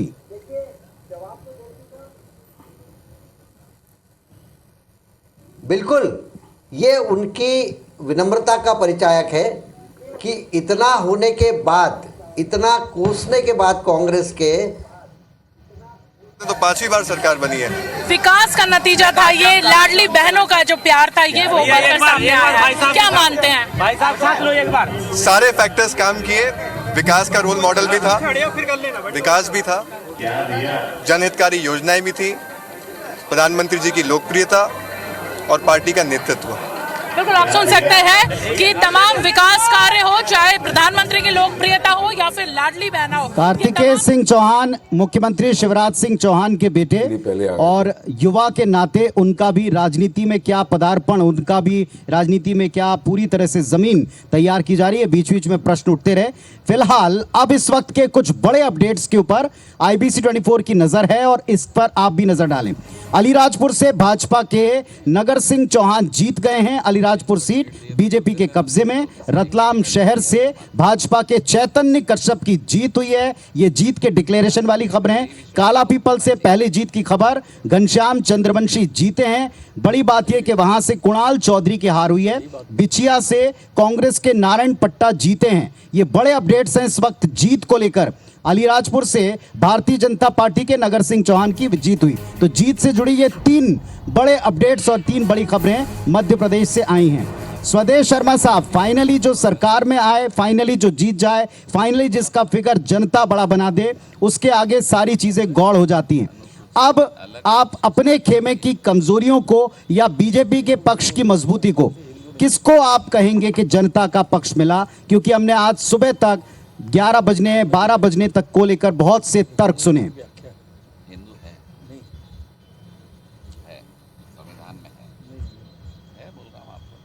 कांग्रेस ने माननीय कमलनाथ जी के नेतृत्व में पूरी दृढ़ता के साथ मजबूती से चुनाव लड़ा। मंडलम, सेक्टर, बूथ लेवल तक हमने वन वोट 10 यूथ के फार्मूले पर काम किया और जो हमारे वचन थे उन वचनों को जनता तक पहुंचाने का काम किया। और इसके बावजूद भी अगर ये जो रुझान दिख रहे हैं, रुझान अगर परिणामों में तब्दील होते हैं तो लोकतंत्र की खूबसूरती बढ़ाने के लिए जो कहा जा सकता है उसे मैं भी स्वीकार करूंगा। लेकिन अभी ये परिणाम नहीं है, रुझान है। परिणाम आने दीजिए, इस पर उसके बाद प्रतिक्रिया करेंगे। ठीक है, राहुल करैया साहब है। राहुल करैया साहब, जो ज्योतिरादित्य सिंधिया जी ने कहा, हम ये कहेंगे कि यहां से बैठकर हमको जो समझ में आता है, उन्होंने कांग्रेस को भी जवाब दिया और साथ ही साथ जो कांग्रेस के भीतर खेमे हैं, बड़े नेता हैं, उनको भी उन्होंने जवाब दिया है। और इस वक्त मैं आपके पास आऊं, इसके पहले एक बड़ा अपडेट छत्तीसगढ़ से हमको मिल रहा है। बिल्कुल, सरगुजा संभाग से पुरी जी ये अपडेट है कि सरगुजा संभाग की सभी 14 सीटों पर बीजेपी इस वक्त आगे हो गई है। यानी कि आप देखिए कि डिप्टी सीएम टीएस सिंहदेव का ये संभाग, डिप्टी सीएम टीएस सिंहदेव भी इस वक्त पीछे चल रहे हैं। पिछली बार की अगर हम बात करें, 2018 की बात करें, तो सरगुजा संभाग में 14 की 14 सीटें कांग्रेस ने जीती थी और कहीं ना कहीं सियासत की चाबी इसी वजह से कांग्रेस के हाथ लगी थी। लेकिन ये कह सकते हैं कि सरगुजा हर बार एक नया इतिहास लिख रहा है। बिल्कुल। और वहां स्वतंत्र होने के बाद, आजादी के बाद, स्वयं डिप्टी सीएम कई बार कह चुके थे कि इतिहास है कि 14 की 14 सीटें एक तरफा अगर किसी पक्ष को मिली हो तो वो कांग्रेस। लेकिन अब की बार इसके उलट रुझान है, फिलहाल रुझान है, लेकिन ये रुझान नतीजों में बदल सकते हैं क्योंकि काफी देर से ये रुझान एक पक्ष की तरफ ही इशारा करते हुए दिखाई पड़ रहे हैं। और लुंड्रा सीट के ऊपर रिजल्ट ऑलरेडी आ चुका है, उसमें विजय प्राप्त कर चुके हैं। तो हम एक पक्ष की तरफ पूरा का पूरा एक संभाग जाते दिखाई पड़ रहे हैं। इस पर एक छोटा सा रिएक्शन बाबूलाल जी का। बाबूलाल जी, एक सबसे मजबूत हम कह सकते हैं संभागों में पिछली बार 18 में कांग्रेस का सपोर्टर जो सरगुजा था, अब की बार पूरा पलट गया। क्या वजह? ये जो खींचतान मची 5 वर्ष वाली, जो सबसे मजबूत फेस था, उसके पक्ष के लोगों ने कहा कि चेहरा किसी का दिखाया, आगे किसी को किया, बहुत सी बातें हुई इन 5 सालों में। देखिए, मुझे जो लगता है कि टीएस बाबा साहब का जो प्रभाव था वहाँ पर, उसमें कुछ कमी दिख रही है। उसका रीज़न भी जो है, भूपेश बघेल मुख्यमंत्री से उनके जो अलगाव की स्थिति दिखती थी, जो बयानों में भी कई बार झलकती थी, उसका असर होगा। और निश्चित रूप से जो है वो मुख्यमंत्री नहीं बन पाए। 2.5 साल का मसला जो था वहाँ के लोगों को सालता था, वो भी एक प्रभाव पड़ा है। और इस बार मुझे जो महसूस होता है कि उतनी मेहनत जो है उस जगह पे नहीं हुई है। जिन लोगों की टिकट काटी गई थी उन लोगों ने भी कुछ न कुछ खेल किया है, ऐसा मैं महसूस एक बड़ा अपडेट मिल रहा है। धनेंद्र साहू की हार हुई है, इस वक्त की सबसे बड़ी खबर आपको बता रहे हैं।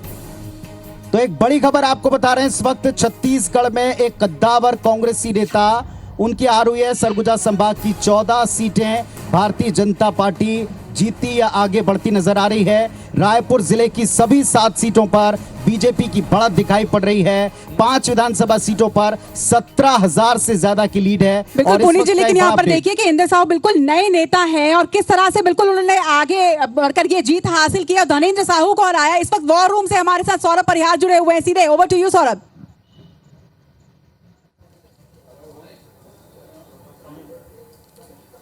बिल्कुल, देखिए रचना, मैं भी कांग्रेस के वार रूम में हूं, कंट्रोल रूम में हूं, जहां पर देख सकते हैं कि अभी भी जो है एक एक बूथ से जो जानकारी आ रही है उसका जो है यहाँ पर आंकड़ा लिया जा रहा है। तमाम जो यहाँ के जो पदाधिकारी हैं, आप देखिए कि सभी अभी भी लगे हुए हैं। हालांकि जो है बीजेपी को जो है काफ़ी बढ़त जो है दिखाई जा रही है। 54 सीट पे जो है बीजेपी की बढ़त है, 34 सीट पर कांग्रेस है, 2 अदर है और लगातार यहाँ पर एक एक सीट को लेकर जो है जो नीचे बूथ लेवल से कांग्रेस के कार्यकर्ता जो इनको जानकारी दे रहे हैं, वही जानकारी यहाँ पर जो है लिखा जा रहा है। मेरे साथ जो है दीपक मिश्रा जी हैं, जो यहाँ के पूरे इंचार्ज हैं। क्या कहेंगे दीपक जी, अभी कितने में लीड है, क्या कहेंगे?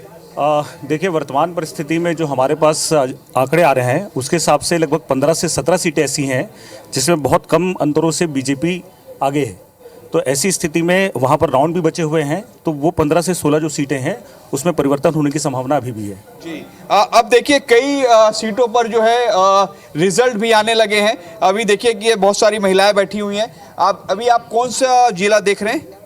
मैं जिला नहीं, लोकसभा देख रही हूँ। अच्छा, कौन सा लोकसभा है? कांकेर लोकसभा। अच्छा, देखिए कांकेर लोकसभा देख रहे हैं। इसमें भानु प्रतापपुर, कांकेर, अंतागढ़, डौंडी लोहारा, गुंडरदेही, बालोद, ये जो 6 जिले आ रहे हैं। तो अभी इसमें कितनी बढ़त है? इसमें हमारे यहाँ पे 8 विधानसभा है मेरे लोकसभा में। तो इसमें भानु प्रतापपुर में कांग्रेस 20,469 मत लीड की हुई है। कांकेर में हम पीछे हैं। ओवरऑल क्या है? ओवरऑल हमारे 8 विधानसभा में हम प्लस हैं जी, 5। अच्छा, कांकेर में देखिए, तो वॉर रूम से सौरभ परिहार हम तक का पूरी जानकारी पहुंचा रहे थे और हम अपडेट दे रहे, लेकिन उसके पहले पुनीत जी, यहाँ पर मैं केदार जी से एक रिएक्शन जरूर लेना चाहूंगी। पीछे ढोल नगाड़े जैसा पिछली बार भी बज ही रहे थे और अभी भी बज ही रहे हैं। दूसरी जीत आप लोगों के नाम हो चुकी है यहाँ पर छत्तीसगढ़ में। देखिए, निश्चित रूप से कार्यकर्ताओं की जीत है, हमारे नेतृत्व की जीत है और नेतृत्व ने जिस हिसाब से कार्यकर्ताओं का मार्गदर्शन किया, कार्यकर्ताओं ने दिन रात एक करके और इस कुशासन की भूपेश बघेल सरकार को, इसके लगभग सारे मंत्रियों के साथ उखाड़ फेंका। कार्यकर्ताओं को और नेतृत्व को बधाई है। दूसरी बात मैं आपको कहना चाहता हूं कि छत्तीसगढ़ में जो एक बड़ी पीड़ा थी, जो हम समझ नहीं पाए या कांग्रेस नहीं समझ पा रही थी, जिसे बार बार राजेंद्र भैया उसको स्वीकार भी कर रहे हैं कि छत्तीसगढ़ में अगर सत्ता की चाबी आती है तो सरगुजा संभाग और बस्तर संभाग से। और लगातार ये लोग वहां धर्मांतरण को प्रश्रय दे रहे थे, लगातार ये सनातन धर्म का वहां पर विरोध कर रहे थे। आप देखें, धर्मांतरण के बारे में अगर भाजपा ने कोई सवाल उठाया तो हमारे जिले के अध्यक्ष को जेल पे डाल दिया, उसके बाद राष्ट्रीय सुरक्षा कानून वहां लगा दिया। अरे भाई, जाकर ये पोप से मिलते हैं। मैं फिर से कह रहा हूं, हम ना क्रिश्चियन के विरोधी है ना इस्लाम के विरोधी है, पर अगर सनातन पर कोई धर्म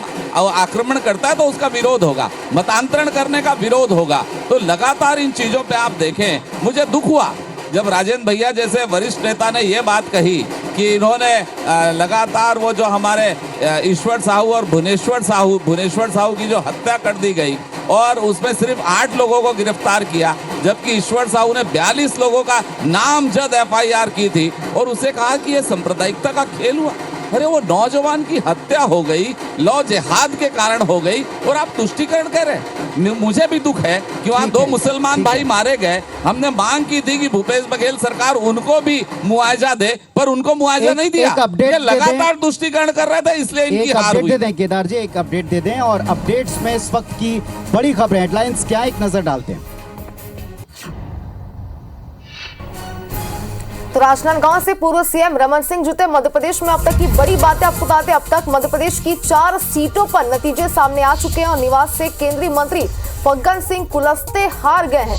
अलीराजपुर की बात करें तो बीजेपी ने यहां पर जीत हासिल की है और बिछिया में कांग्रेस और काला पीपल में बीजेपी की जीत हुई है और दमोह की 4 विधानसभा में बीजेपी इस वक्त आगे है।